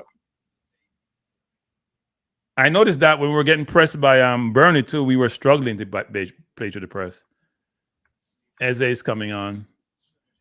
Probably for Nwaneri, I would assume. Yeah, Nwaneri's kind of tailed off a little bit. Andrew says, if Arsenal opens up a hotel next to the Emirates already, it would already have plenty of clean sheets. And 18 says clean sheets and a lot of cats. Oh God! Do you know what? There's many cats in that area, man. There's many cats in that area. This has to be the dirtiest channel on YouTube for Arsenal fans. What are you guys? They're unbelievable. Unbelievable. It's a mess here. They've caught them out here. Saka trying to hold up the ball, and actually he's done well there. Timber, why is Timber still on the field? Oh, I don't know, man. Even Gabriel, rest these guys. Listen, Ben White can't be that bad that you can't even give Timber a rest. Come on, Mikel. It's 62. No, I think it's because Timber is that good. That's what it is. But Timber, yeah, but I mean, you can give Ben White 20 minutes, right? Don't have to literally flog these guys to they're literally dropping like flies. But listen, I have to be honest. When Ben White played the other week, he was poor, man. He didn't. He was actually. He was. He looks unfit. He looks unfit. Yeah. He can't run. He's been injured, right? Oh yeah. Why are we playing so selfish? Now we're trying to dribble through. Look at Timber there. But you got to the point where your centre backs are so good. Your guys, your wing backs can go and do anything up the pitch without having to worry about you getting overloaded or the numbers are against you. That's how good our centre backs are. It's ridiculous. Honestly, this team is levels now. This team is levels, man. And you got to give it to the manager this season. A lot has been said about the week. Remember, we talk about man management, we talk about substitutions, we talk about not playing the young kids. He's ticking all them boxes off this season, Arteta. We know how you say like the teams. It's poor by Norgard. Poor. That pass was there all day. Oh, gotta get that ball there. That was a poor pass. It was. It should have been made earlier too. Not even. He made it too late, and then he made it played it too hard. Too heavy. Yeah, he didn't. Yeah. The weight of the ball was too much. Gabriel's angry there because has the ref taken out a yellow card? I don't think he has. Oh, that was unlucky, man. Oh, like we say about the team's gone up levels, and we were saying it, weren't we, about how the team outgrows players and then you have to move them on. Yeah. Do you think Ben White still has a place to challenge Timber when fully fit? No. I actually do. Timber. You can't challenge someone just better than you. Yeah, but I mean, in the matrix of everything. You can be a backup, but you won't challenge him. You wouldn't want anyone else there backing up Timber outside of Ben White. No, I agree, but I'm just saying you can't challenge him. There's no challenge happening. Yeah, there's no challenge. Yeah, right. There's no challenge. By the way, guys. Yeah. By the way, and coming to that topic, Tom put on the forum today. Your combined Invincibles and Arteta team. Yeah, I see. What would it be? And I did this. I think I did this nightcap a couple. We've done it the other day. You know what? Can I take a stab at it? Can I take a stab? That's what I thought. All right. So I would go. People may not agree with me. I'm gonna go Raya Layman. You gotta be able to play football with your feet. Right back is Timber. Now people gonna say Larry, I'm gonna go Timber. Center half. Oh, Raya, I almost want to give it away. He trying to give it. I'm saying center half. I'm gonna go. Cranky, you put your mouth on it. Put your mouth on it. Good mode. If I'm gonna center half pairing, I love Campbell, but if it's a pairing versus individuals, I'm gonna go with this current. It's recency bias probably, but I'm going with Saliba and Gabriel. And the left back, I'm going Ashley Cole. There's no comparison with the left back that we have. Calafiori is doing well. And midfield, Vieira has to be in the midfield. I probably would have Declan Rice in the midfield. And then I probably have to play two up front because Bergkamp has to be there with Henry, of course. And then wide, Saka on the right. And probably we don't have anybody on the left in today's environment, actually, to take over from Perez's role, I would think. I would think that's it, actually. Perez left, Saka right, Bergkamp and Henry, Vieira Rice, Timber, our current centre back. Yeah, that's me. What did you go with, Gary? I would have gone with Raya, Timber, Campbell and Saliba, Ashley Cole in the midfield. What a goal! The keeper came. That got to be Merino. Goal, Arsenal. That is Merino again. Yep. Yep. Merino again. Poor judgment by the keeper. I knew that about a minute ago. Yep. Oh, okay. Okay, I figure you're ahead of us. Yeah, so in the midfield, Declan Rice and Patrick Vieira. What's that? 6, 7. Then Bergkamp in the 10. And then I'd have a front three of Henry left, Ian Wright through the middle, and Saka on the right. You know, I'd prefer to have Campbell versus, if I'm going to take out anybody or center half, I'm keeping Gabriel. Gabriel can't be out. Gabriel does too many, especially for set pieces. Was he? Huh? White wasn't invincible, was he? So, yeah, so no. I'm saying wasn't Campbell. Campbell was invincible, wasn't he? Yeah, Campbell was. Yeah, he was. Yeah. But I'm saying I would do Gabriel versus Campbell. No, I'm sorry. I would do Campbell versus, if I'm going to take anybody at defense, versus Saliba instead of saying taking out Gabriel. Yeah, well, Gabriel would be there. But I'd have to change right for Perez. Yeah. I have Perez on the left. Yeah. Yeah, so with mine, guys, I'm going 4-3-3. Oh. Is it 4-3-3? Or maybe no. I'm going with a 4-3-1-2 is what I'm going with. I'm going with on my one, it's Layman in goal, Timber right back, Sol Campbell and Gabriel as my centre backs, Ashley Cole right back, Vieira, Gilberto, and Declan Rice in the midfield. And then I'm going with Saka behind Henry and Bergkamp. Apollo is leaving out Bergkamp? Really? Yeah, Ashley, I'm going with Bergkamp behind Henry and Saka. So you got who you leaving at midfield? You got Gilberto then? Yeah, Gilberto's my surprise player. No, but you have one player too much. You have 12. You got to take one out. You do. You have Rice, Vieira, Gilberto, and Bergkamp in the middle. You can only have 3. Bergkamp is behind Saka and Henry. So you don't have no left winger. You have no left winger. No left winger. I'm playing with 2 up front. Oh. I've got the 4-3 and then the 1-2. So Ashley Cole is overlapping on the left. Yeah. Okay. And so is Timber. That's my team. So wait. So where's Rice playing with Vieira? Because they're both 8s in this formation you're talking about. Because Gilberto is a 6.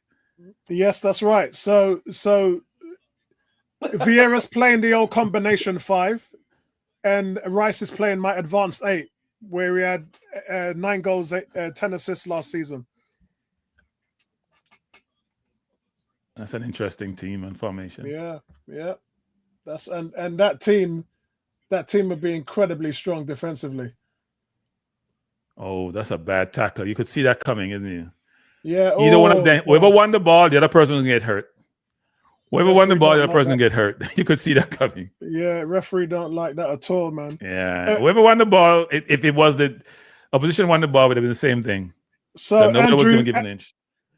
And Andrew said that we like Gunnosaurus. What the hell, man? Yeah, so he gets in as well, Andrew. He gets in there as well. Cam says Norgard is supposed to be good, right? He's okay. He's hardly played. We put on a 15-year-old to be the youngest player ever in Champions League, isn't he? Oh, damn, man. Hasn't he played the what he did? No. Big up to D. I thought he come on as a sub before. Oh, Ben White finally coming on. Really involved with him because they're quite physical, and he's a 15-year-old kid, man. Yeah, this is not the game to put him in, I don't think. But then Bayern game won't be either. So Yeah, true. why is he taking Rice out? Rice has a yellow card. Why is Rice still on the field? Rice has a yellow card. If he had a yellow, he can't play against Bayern. What, he doesn't want him against Bayern? No, what it is? Rice hasn't got a yellow.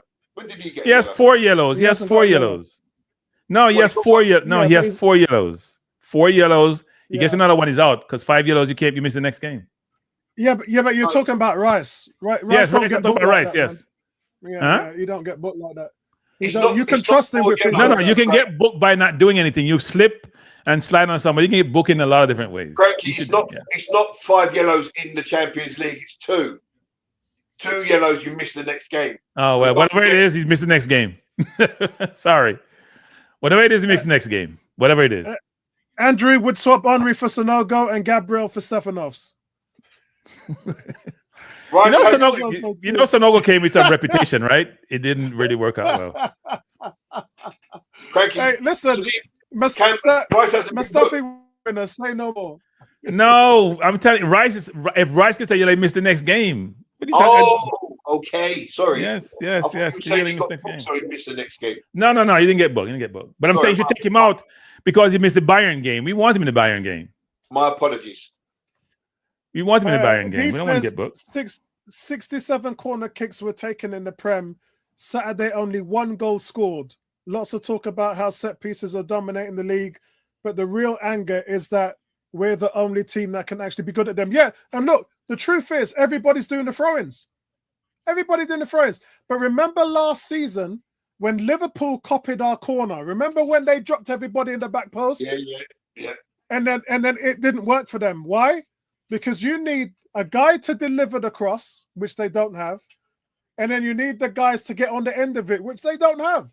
So their set piece coach must have looked at it and thought, you know what? In principle, it was a great idea. You know, when you draw something back on the paper and you said, boy, this good thing's going to run the world. And then when you put it in action, you think, you know what? Bond that. Where with that? But Liverpool have just hired a set piece coach. They didn't have one. They've gone out and got one now. I read that the other week. Yeah, I know. Jaden Daniels, I don't know, man. You know what? It's so depressing. I haven't even watched the Redskins news lately. Oh, leg mash up, knee mash up. Now his arm mash up. It's not his throwing arm. Who got a yellow card a while ago? Somebody's got a yellow card. Oh, that's no guard. Yeah. That's a bad control by Eze, actually. Yeah, so I'm a little bit sad about it. Remember, I'm flying out to see them play in Miami, in Spain, in Madrid, in a couple of weeks. I'm going to be there with Tony. Well, he gets a yellow for being held. He gets a yellow for being held. That's a ridiculous yellow. But he won the ball. And he got stepped on too. He didn't step on. Yeah.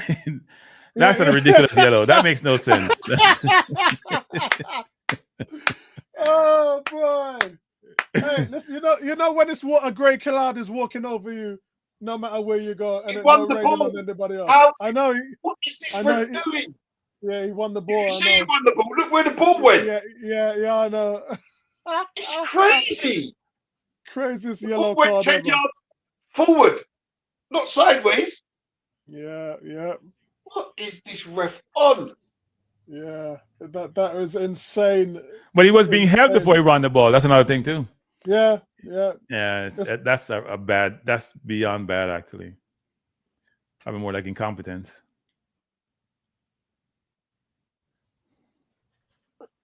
It's 76 minutes gone, guys. Arsenal 3-0. They're really coasting right now. They've given Slavia Prague some shots on target for the header that went out of bounds. It looks like. Well, look at the finish there from Moreno. Moreno come in and just changed the game. He scored 2. He scored a lot of goals tonight. I wonder what his goal return is when he plays up front. He has a really good goal ratio when he plays up front.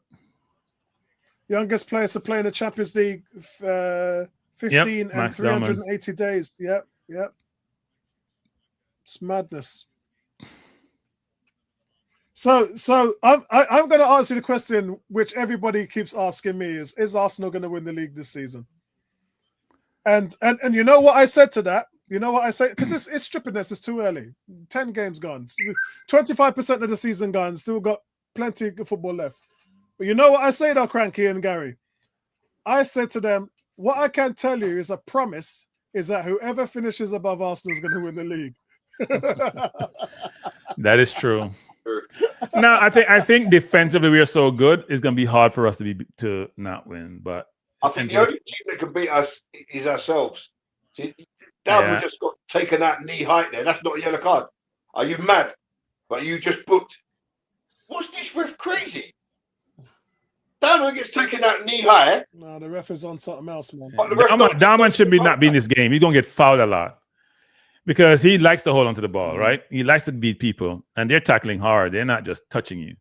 That's what I'm saying. That's what I said when he come on. He gets fouled a lot. Even when he plays on a 21, he gets fouled a lot.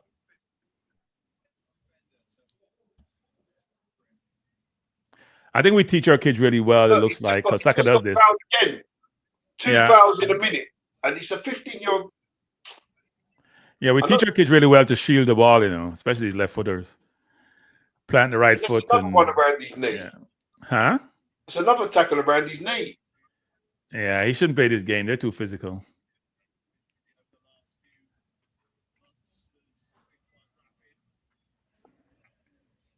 Andy's just sent me something in the chat, which is Andy's just sent me this. How is Andy doing, by the way, Apollo? Because his team looked awful against Chelsea. Oh my Lord, they look horrible. What is Saka doing? Well, you can see why are we taking free kick curving in versus curving out? Huh? He hasn't been on the last few streams, so that's got to tell you everything you need to know. You know when man is hiding because they're not playing well. Who just got a yellow card? Is that Gabriel? Who got a yellow card a while ago? This ref is a joke. Seriously. Hey, Lewis Kelly got a yellow.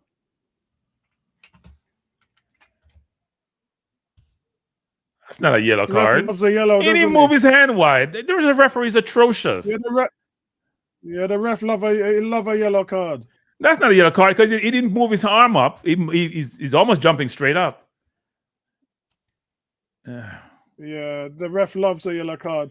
Andrew blow says that's a good blow suggestion, Gary. Arsenal can include the second team in the league. Imagine if we footed up two teams in the league. Cam says Diamond is super slick, absurd technique. They're begging us to score from a set piece. And Andrew says touches in the opponent box. Touches in the opponent's box. That's dirty talk. Yeah, this is the nastiest stream that we've had this season, bro. Cats and milk and all them things there. my wife's gonna kill me after she watches it. Oh God. Pure joke. Diamond coming forward, beat one. Try to follow him again. Turn it over. Listen, I have to tell you, right? I never seen anyone come out of the academy with this kind of skill, man.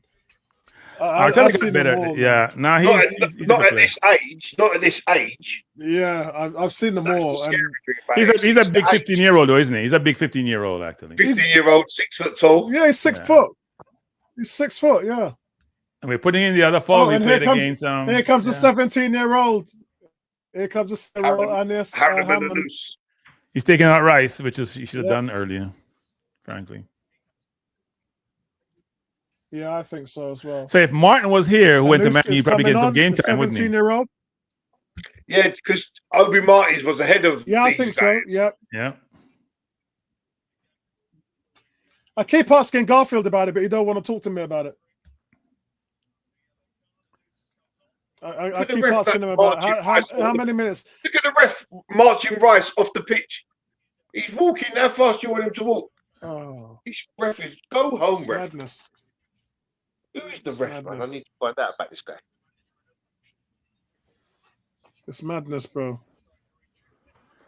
So we have some good games today later on. Liverpool playing Real Madrid and PSG Bayern. Those are good games. It's the PSG Bayern I want to see. I want that to be a draw so that, so that we can take an advantage at the top of the table. D saying, but we are a defensive team, right? The referee's from Azerbaijan. He's from someplace. Right, so the highest rated Don't players you love on that when people say they're a defensive team? The highest rated players, guys, on the Arsenal team. Who do you think's first? Today? Yeah. Declan Rice. No. Declan. Mikel Merino, 7.5 rating. Yeah, it's 2 goals. Probably should be bigger than higher than that. Actually, if you have 2 goals, can be better. You get 2 points. Followed by. Who do you think's next? Timber. No. No, Trossard it's got to be with 7. Declan, man. No, Trossard with 7. You know what the problem is with the scoring mechanism on plays like SofaScore? It doesn't have the eye test. Because No, I'm serious. eye test is rubbish. Eye test don't tell you nothing. No. So let me explain. Well, Apollo is wrong, by the way, people. Let me explain that. Trossard with 7. Wait. No. So here's what it doesn't tell you. If you didn't track him, man, it doesn't tell you that. If you didn't make a run deep, it doesn't tell you that. It doesn't tell you anything that's not statistically quantifiable and can be captured. Nothing that is qualitative is captured in the score. And right? If you're at a place, it doesn't tell you that. Third place. It only tells you what can be quantified. That's the problem with it. Go on, third place. Who do you think's in third place? I'm gonna say Rice is in third place. Right, you saying Rice, and what you saying, Apollo? Saka ain't done nothing to be in third place. Score a penalty. Apollo, did you say Saka? Saka.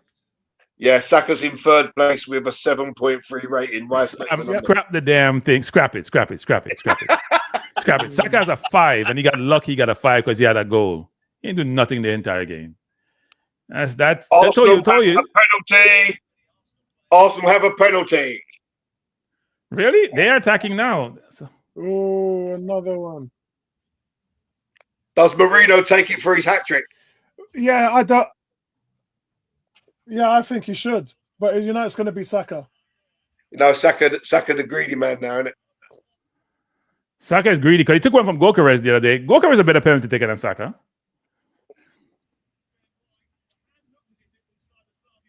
When Gokares kicks his penalty, keeper has no chance to save him. It's a penalty to Sparta Prague. Oh, yeah, high foot. It looked like a high foot actually. Look like high foot. It come up on my thing, penalty to Arsenal. No, it's not Arsenal. It's Sparta Prague. It's Slavia Prague. That's what I was asking. Look, they're attacking us and they get a penalty. Well, they can look at VAR. Saka's asking them to check it. No. He kicked the ball. No, that's not penalty. Come on. Yeah, he did kick the ball. So it should go to VAR. Yeah, that's Ben White, isn't it? Yeah, he kicked the ball. Ben White's only been on the pitch a few minutes. Well, he kicked the ball and kicked Ben White's foot. Right? Let's see this.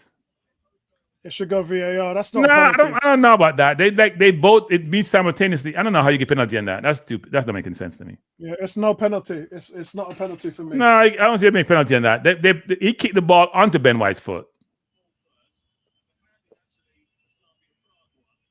Gabriel not happy because that zero goal that goal against. Is VAR looking at this? I don't even think they're looking at it. VAR's looking at it. Oh, okay. I don't think it's a penalty because he kicked the ball onto. See, that's why he kicked the ball onto Ben White's foot. Yeah. Then his foot got hit him. So it can't be a penalty. That's the referee's going to have a look. The referee's going to have a look. I don't know why he go over there. He kicked the ball onto his foot. Look. Yeah, he kicked the ball onto Ben White's foot. Then he kicked Ben White after that. It looked like Ben White kicked the ball and then he kicked Ben White's foot. I didn't. Yeah. That's not. Yeah. No. He kicked Ben White. Yeah, he kicked Ben White. Yeah, he kicked Ben White. Yeah, he kicked Ben White. Ben White didn't kick him. This referee's been shocking all night anyway. Yeah, he's been shocking. He's beyond shocking. Yeah, it's no penalty. Here comes the referee. Penalty cancelled. Yeah, no penalty. No, he's been shocking. He's been shocking. Seriously, shocking. He may not get another UEFA League game. He may not get another game. But this performance, if you're graded, you ain't gonna get another game. You kick the man's foot. You can't get a penalty for kicking somebody. You should be given a yellow card for kicking the man. You kicked the man and you want a penalty? Really? Then why did it come up penalty to Arsenal? Dumbass. I think that's AI.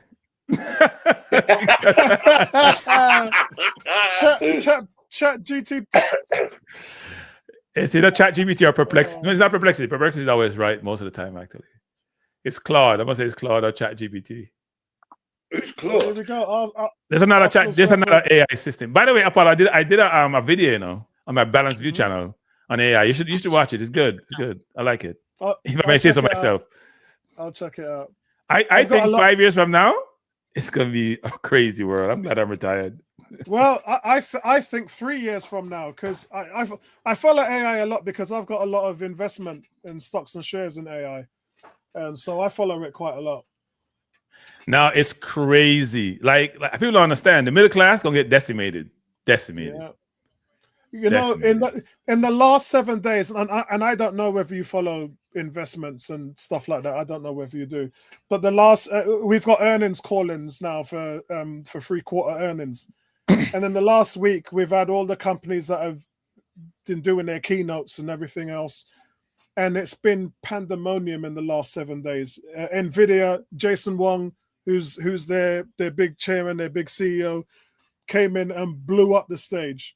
Because you've got all these open AI and all these companies and China working on DeepSeek and everybody bringing their chips and AI to the front, and all the way back he never said nothing, and then he just put something on the stage.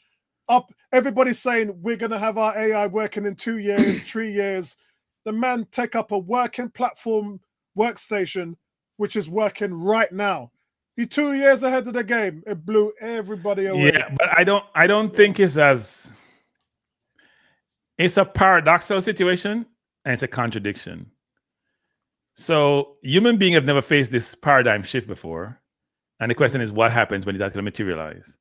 Right? If you think about agrarian society, industrial society, to technology, to AI, we have always been part of the equation. We're not part of the new economy. So what the hell happens? Well, this is the fourth industrial revolution, right? I wouldn't call it industrial, but it's the fourth. Yeah, it's the fourth. The fourth one, which does include human beings. Yeah, it is industrial because we're getting put out of work. So that's the new workforce. Well, the other industrial, we didn't get put out of work, right? Mm-hmm. We didn't get put out of work. This one.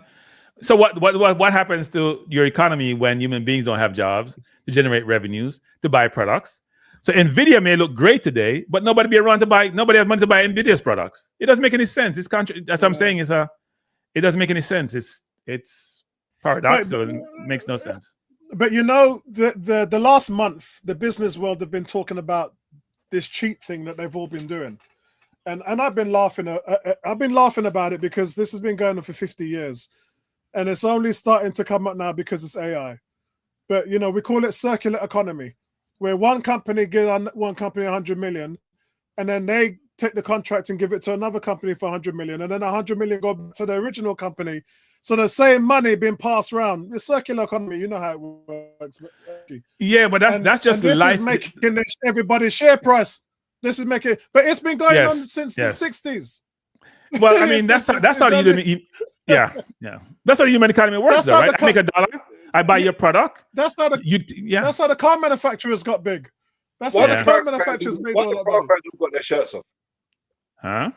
Why the Prague fans all got their shirts off? Is that a thing in Prague then? The whole stand, stand has got their tops off. Yeah. Big up to you all season. Big up to you. It says, big up yourselves, gentlemen. You are the best kept secret in Arsenal commentary. Amen to that, brother. We don't want to be a secret. Actually, it's not by we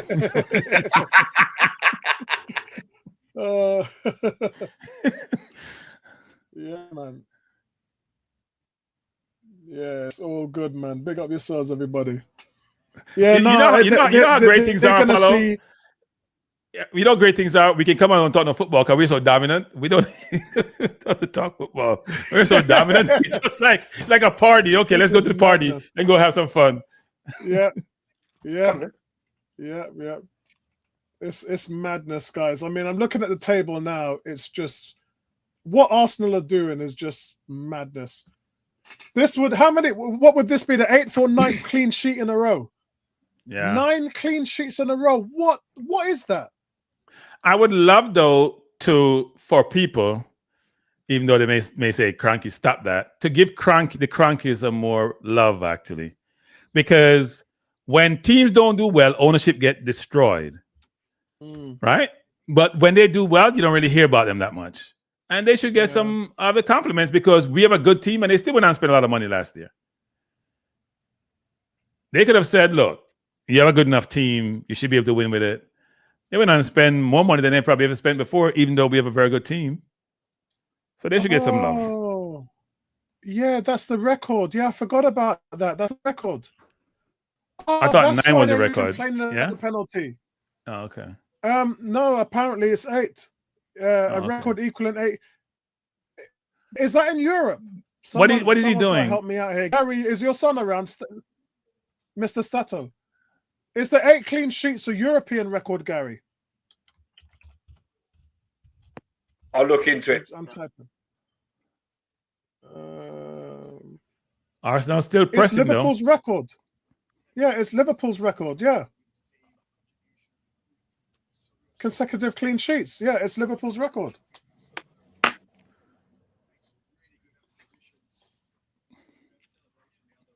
No, it can't be. Right. We haven't had. How can we have 8 consecutive clean sheets in Europe? Because didn't we lose the semi-final to PSG? So that wouldn't make no sense, would it? We lost the semi-final to PSG, where we didn't keep a clean sheet in either game, and then there's only been 4 games so far this season. Yeah.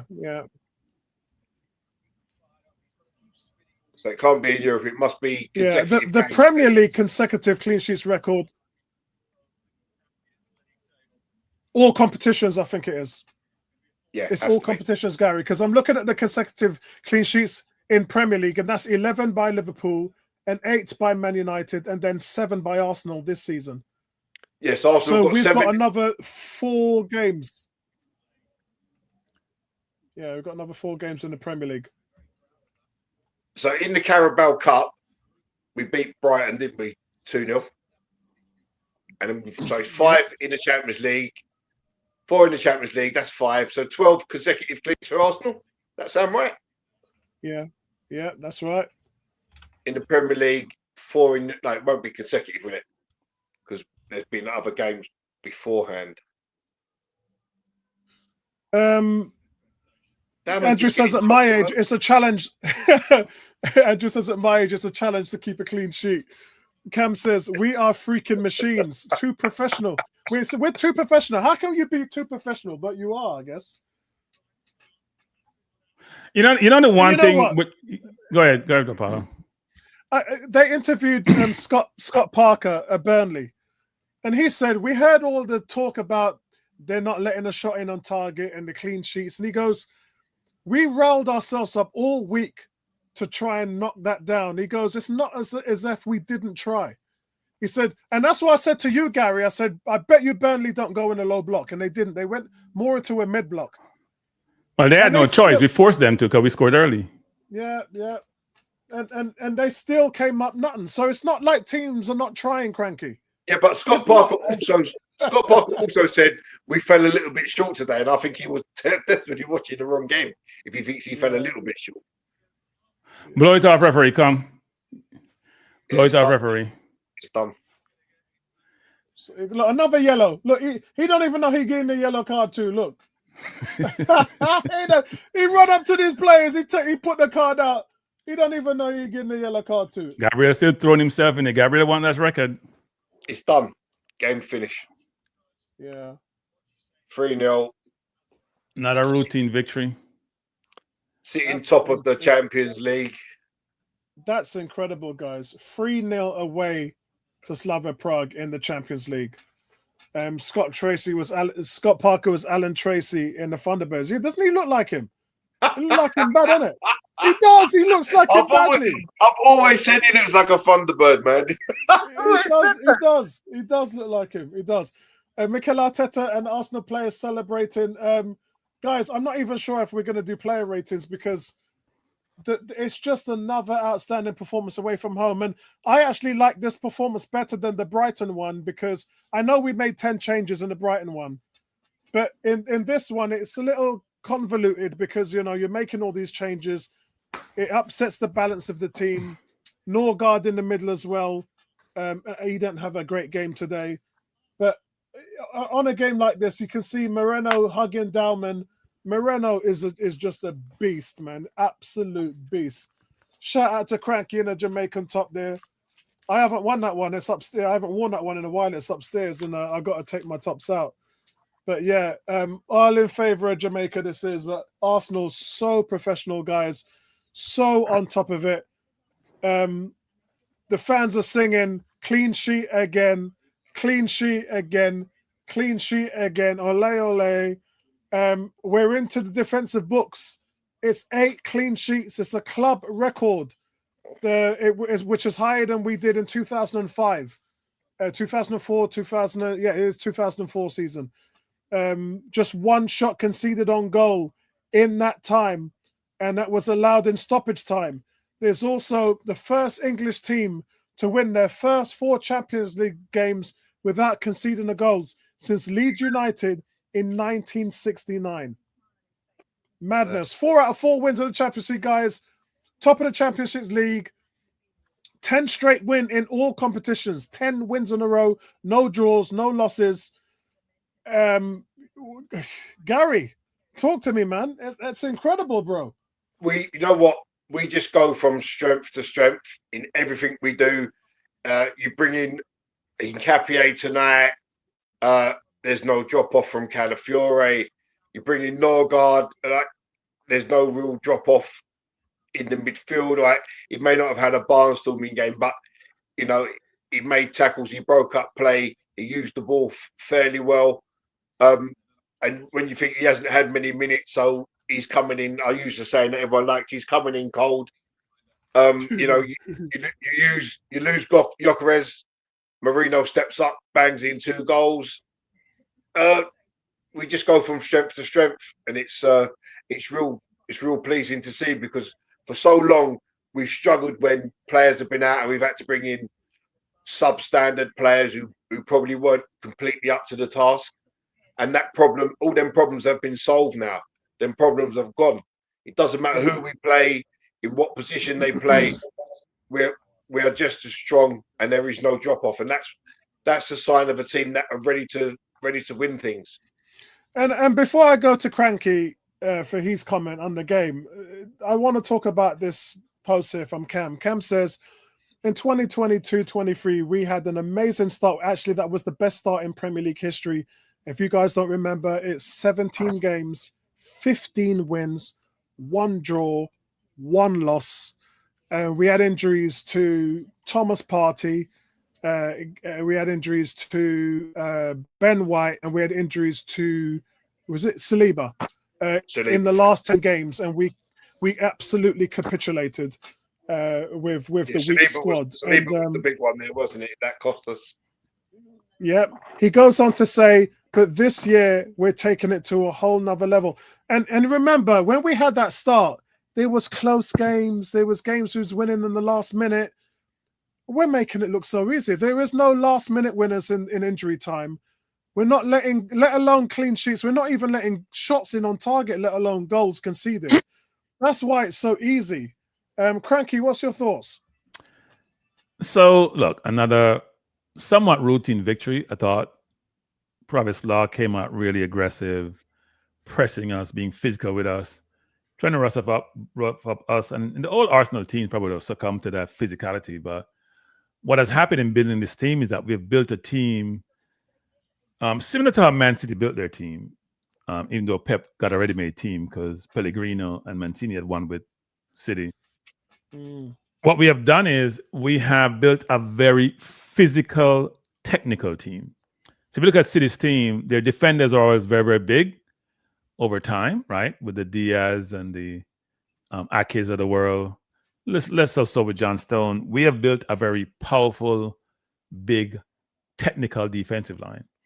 Even Timber coming in, probably about 5'10", is still very, very physical and very, very technical. And we had a California at left back who is over 6 foot. So what Arteta has done actually is taken a lot from different coaches, a lot from Pep, whereby he's built a very big, strong, physical team with the ability to play any style of football. But more importantly, I mean, he's built from the back up, back to the front. A lot of people want to build from the front to the back, actually. What's what Man U is doing now. They're building from front to back because they got to fix their defense. So what's happening is on set pieces, you can defend set pieces with that size and a physicality, that ability to play aerial, but it's also helped you offensively, right? Then in the midfield, what he has done, a technical 6, whether it's Partey or Zubimendi, against a technical number 8, who's also very physical, can do box to box like a Rice. And he had a little bit in Xhaka, even though Paulo may agree with that. And then he has a very skillful number 10, right? But still has size. Even Eze, even though he's not the tallest, have size. They all have size. Apart from our wingers, Trossard and Saka, most of the other players are size. But the most important thing that he has done with his football team, which don't get talked about enough, we talk about clean sheets for the football team and how well we defend. What we don't talk about enough is that two things. Everyone plays offense and everyone plays defense. So Raya doesn't play like traditional goalkeeper. Even under, when on a Pep, you don't see the goalkeeper playing to the left as if he's the left back, like what Raya does a lot. Because he doesn't go back in the middle of the goal and get the ball. He's going to the left. So if you pass the ball back, unlikely we're going to the goal, right? You're always concerned about that. But he also plays at an angle to give the defender a bit build to get him the ball. But so he's part of the offense. So we always going to have an extra man because he's part of the offense. The other goalkeeper is not part of the defense. He's part of the offense.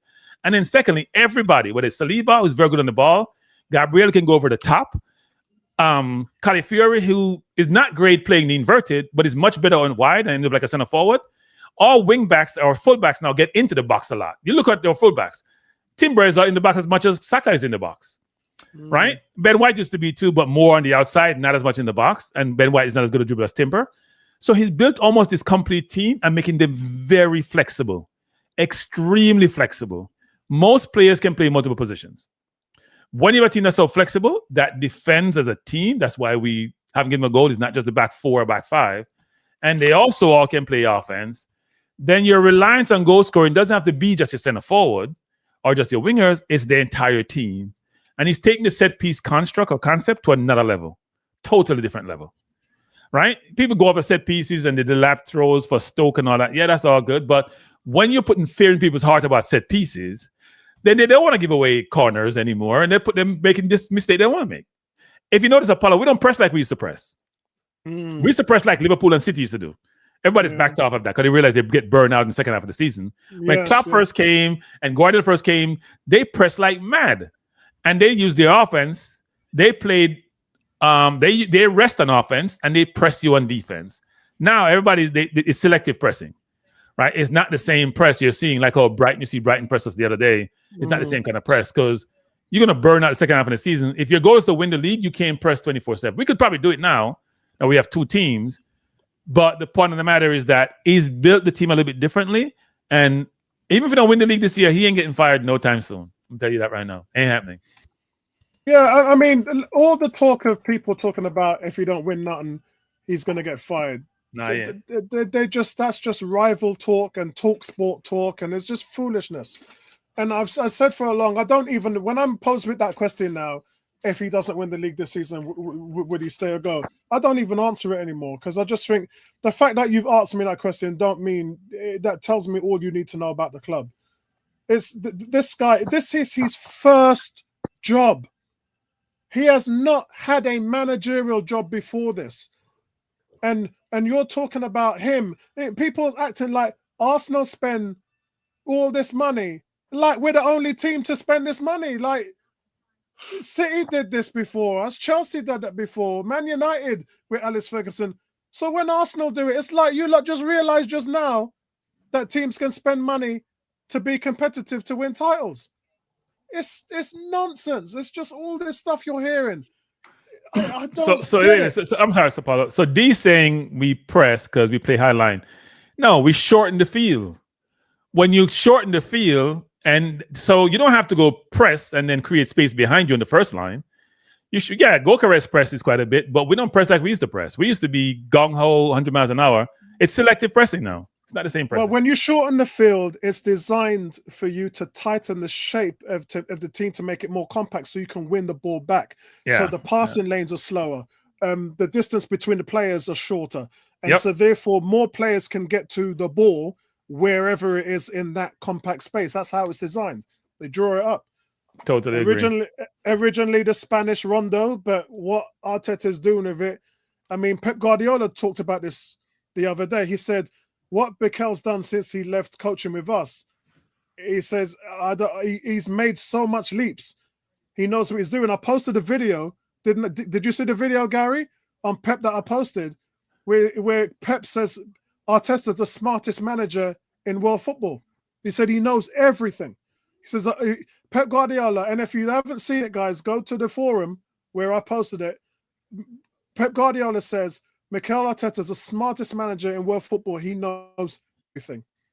He said when he came to me as an assistant coach, he was telling me, he was bringing me graphs and pages which he wrote up on opposing managers with their weaknesses. And Pep Guardiola, he was telling me things about managers that he had designed up. Like Mikel writes essays and graphs about strengths and weaknesses. Yeah.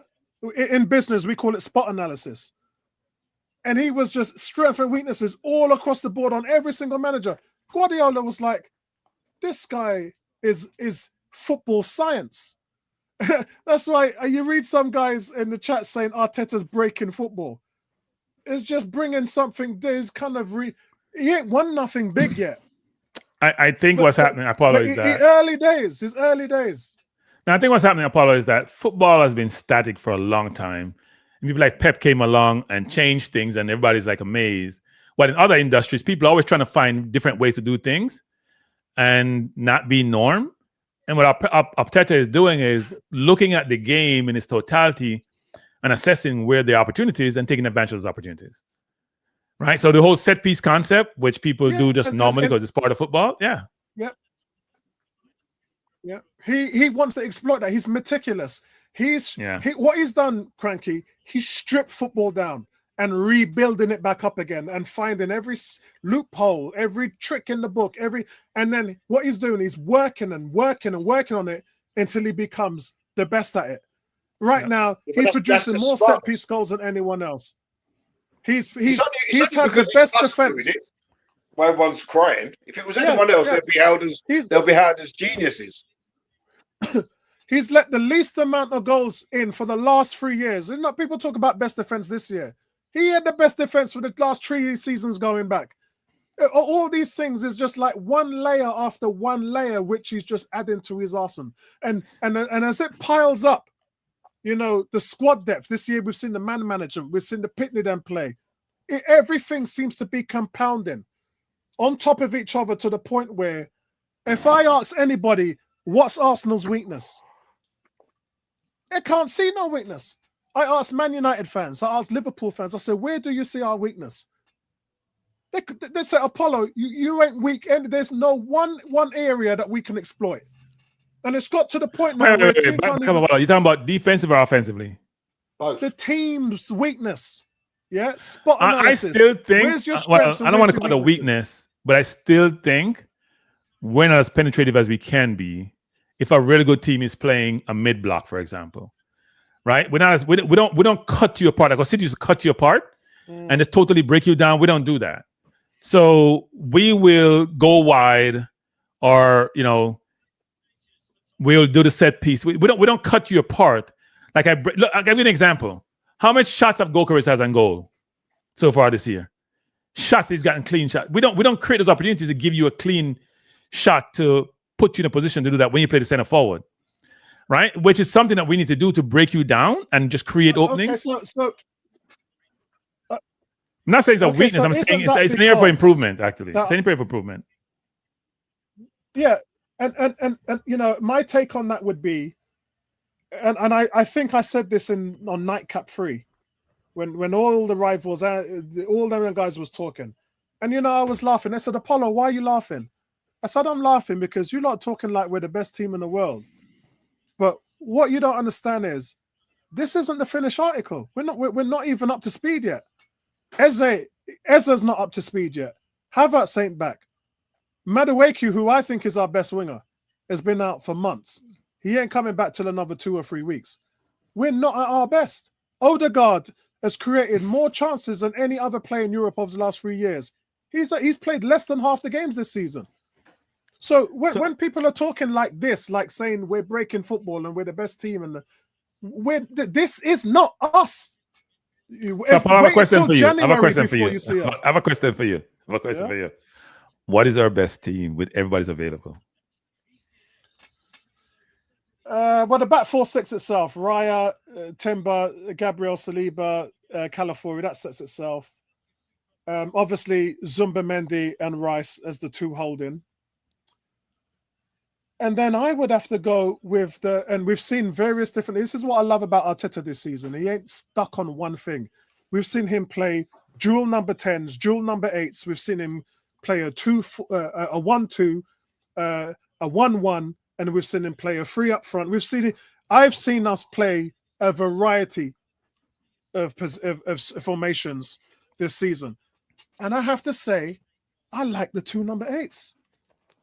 When I saw Eza and Odegaard sitting back, and you had Saka curling round and switching to the left as well, and Gyökeres making diagonals, I like us in that formation better. So you have two 8s. So who's playing out wide? I mean, Saka's on the right. Who's playing on the left? Yeah. Well, you're essentially playing with a centre left. Wait. What's your midfield again? What's your midfield?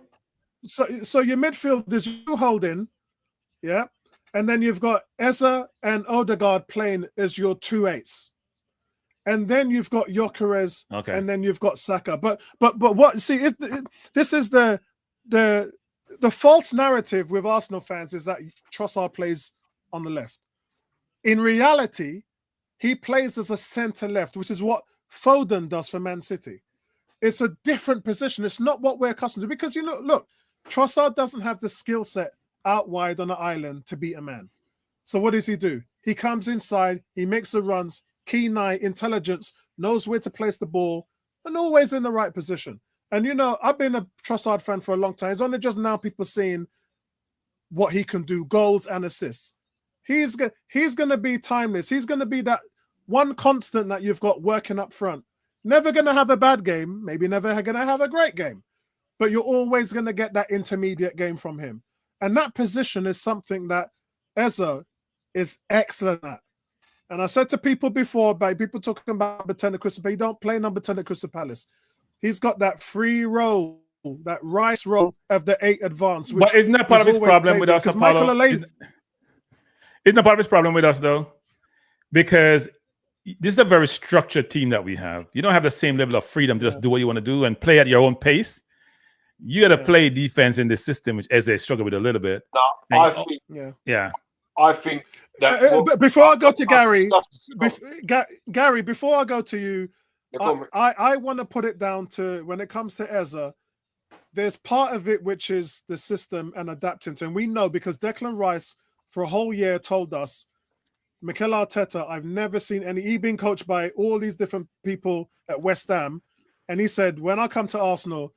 The job role, the philosophies and the tactics, he goes, it's a lot. It's going to take me a while.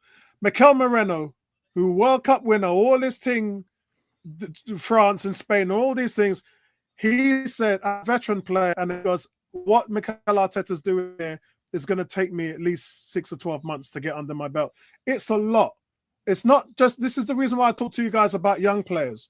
We talk about Dalman and when you're in that's why I think Lewis Skelly has been such an incredible player because he's been able to take these teachings and philosophies on board and he's running with it. What Mikel is dealing with is science. It's not easy for players just to come in and pick up. So I agree with Cranky's point in terms of Eza. And the other thing with Eza for me, Gary, is big fish in a small pond and small fish in a big pond. And that's the Gary, you mentioned it before when you talked about the levels of Nketiah, Reece Nelson, Smith Rowe, and the team just outgrowing them. So when you put Eza in that situation where all of a sudden, bro, we're not in a situation at Palace where you could have a good game every 2 or 3 games. You could be magic, yeah, and put in the best performance in the league, and then you could fall asleep the next 2 or 3 games. No, when you come to Arsenal. Those levels of expectations is every single game. You can't walk through from a game in 90 minutes because if you do that, you're going to be on the bench. So the levels of expectation is something Eza has never, ever really had to deal with. So that's the big fish in a small pond mentality to small fish in a big fish mentality where I'm coming from. Gary? Yeah, I think with Eza, I think you've got to take into account, obviously, like Apollo said, you're getting used to the different tactics, the structure of the team. But I think the biggest thing that he has to get used to is that, and what he didn't face at Crystal Palace, is that teams playing in the constant low block. At Palace, he had that kind of free roll where he didn't have to track back, but he could pick the ball up in acres of space. You don't get that when you play for Arsenal because the teams are sitting in a low block.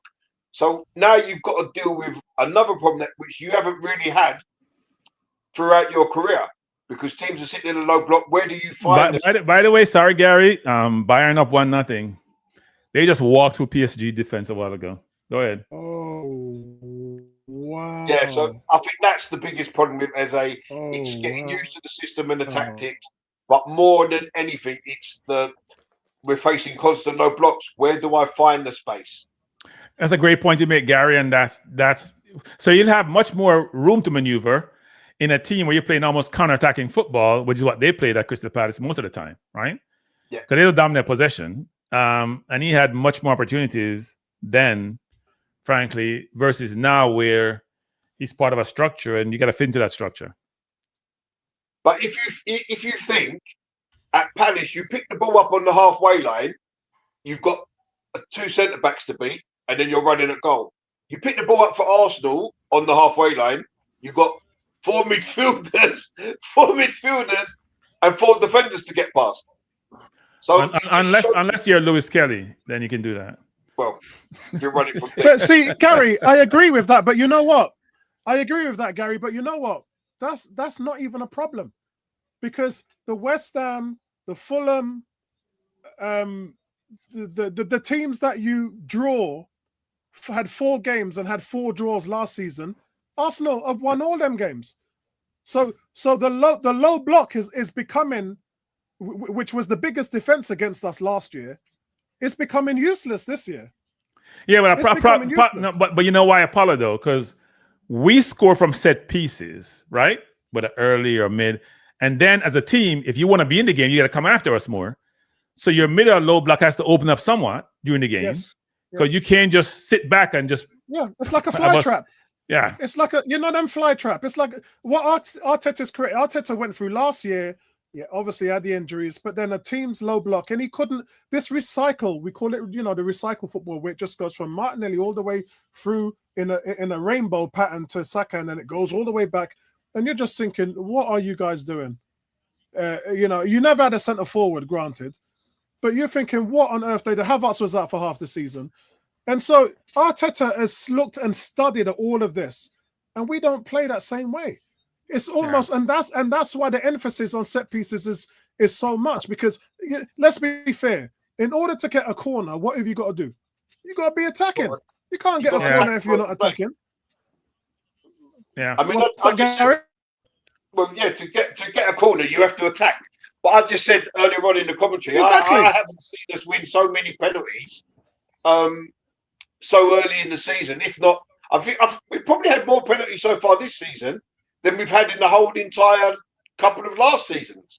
Hey guys, I can't wait for us to play Bayern. They look good. I can't wait to play Bayern. We're going to get a real test of our defense. They look really good. Yeah.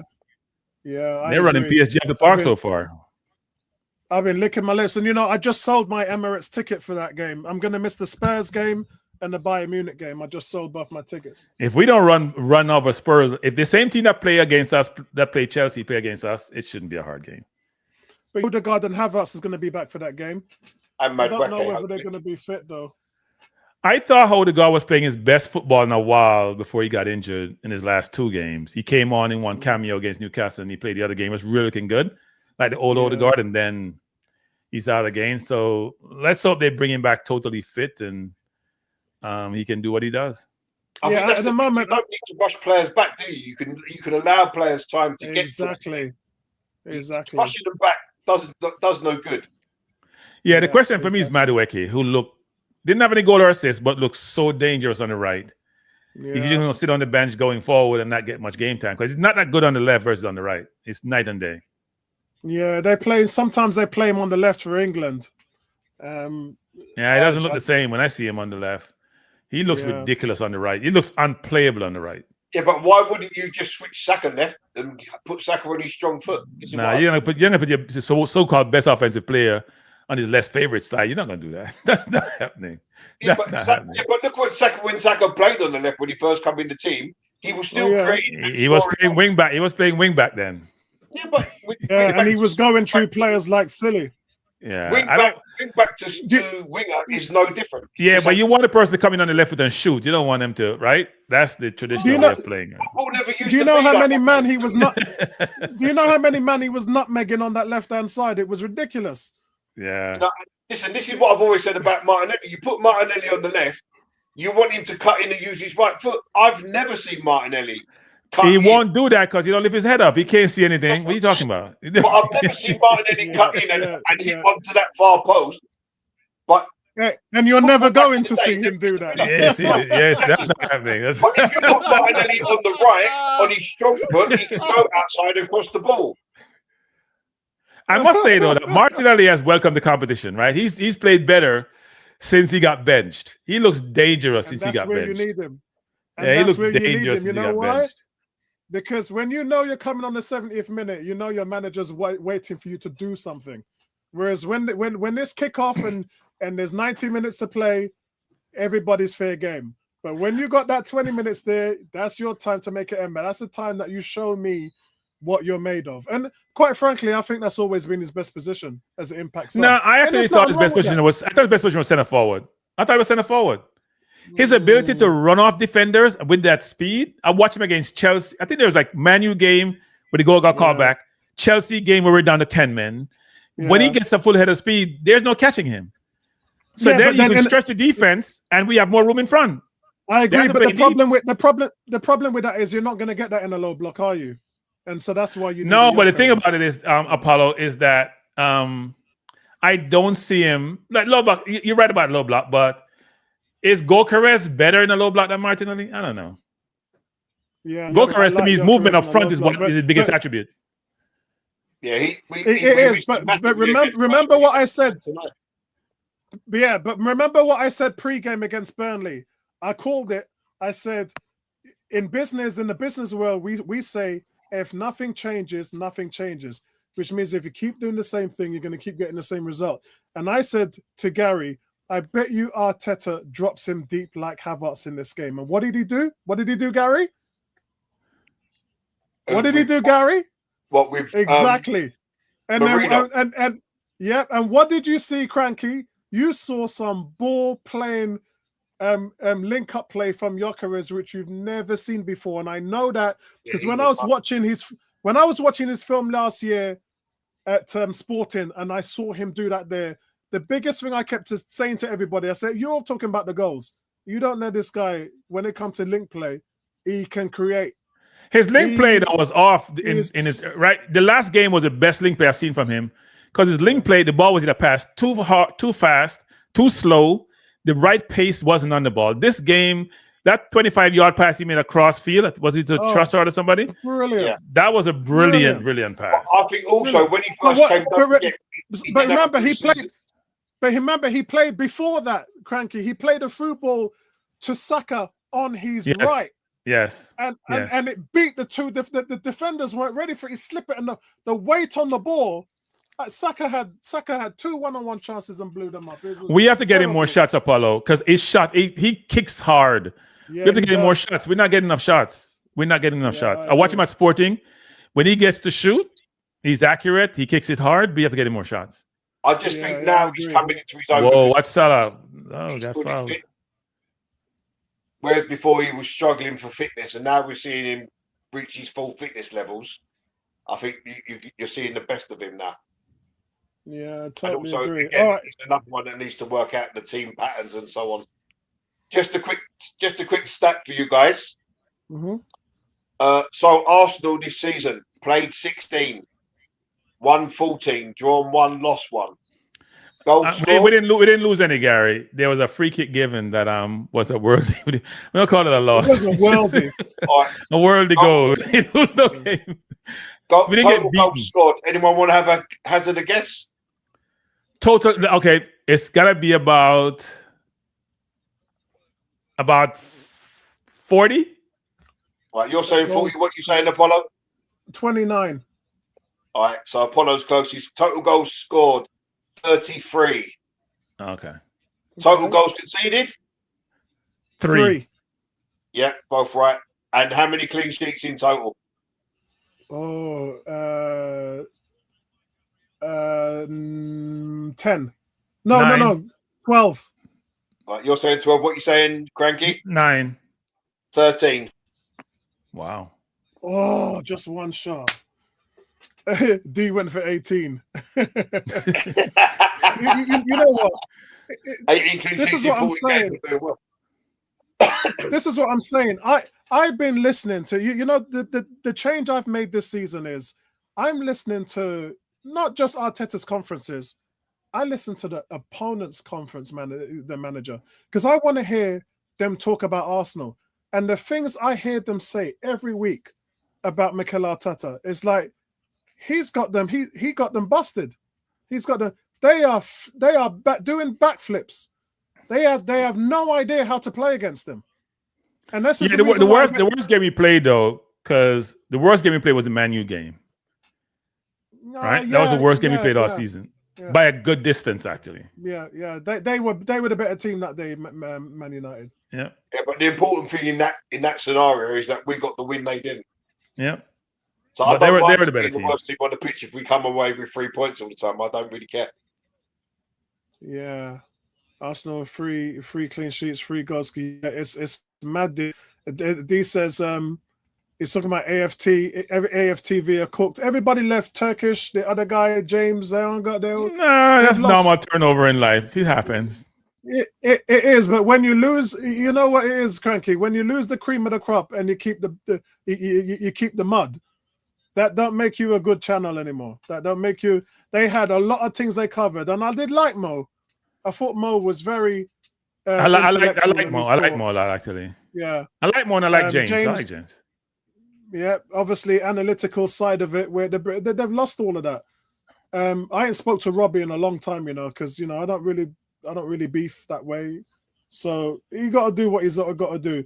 Says Robbie's other channel, DR Sports. I don't really watch. Oh no, I don't watch AFTV, but I do watch DR Sports because DR Sports is good actually. DR Sports is good. Yeah, I watch it for the hate alongs. I want to see all the Liverpool fan. See Abby, the Spurs, and I see them all in tears every week. They're crying.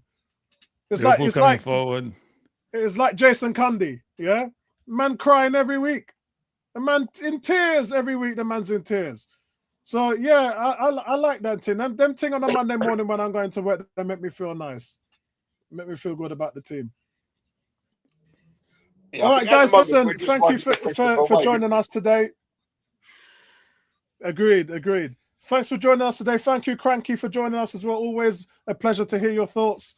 We're not going to do a Premier League show on Friday unless Gary does it, because I'm really busy with this Jamaican thing. I've got to go to the I've got to do the drop-offs with the pallets. It's a lot of work, so I'm not even going to have the time to do all of that right now. And so that's my focus, is to get in all this stuff. So Cranky, I work with Lyrica and we work with the biggest suppliers in the world. And I've got some major corporations, hygiene, PP, all pulling their weight. So far, I've got £6,000 of stuff coming to me at my home. That's a great goal. That's a great goal by Spurs. Johnson. That's so Apollo, I'm gonna do a friend of mine is in England now, actually. He told me staying at the next door to the Emirates, the apartments, Airbnb, but he's an attorney and he's coming back this week. He's gonna do a drive. I'm having him on my channel, talk more about this. He's doing a drive in New York. So if you want to come on and mention what you're doing too, that'd be good. If you're available, actually. So we can talk more about that. Just message me and let me know. Yeah, message me and let me know what day it is. Yeah. Okay, I'll do that. All right, guys. Listen, peace and love to everybody. Arsenal stroll on, and it's Sunderland up next, and that's going to be the game that's either going to make or break us or them. Yeah. Last man standing against Sunderland. All right, peace out, everybody. Jamaica, one love. Speak to you guys later, man. All right, take care, everyone.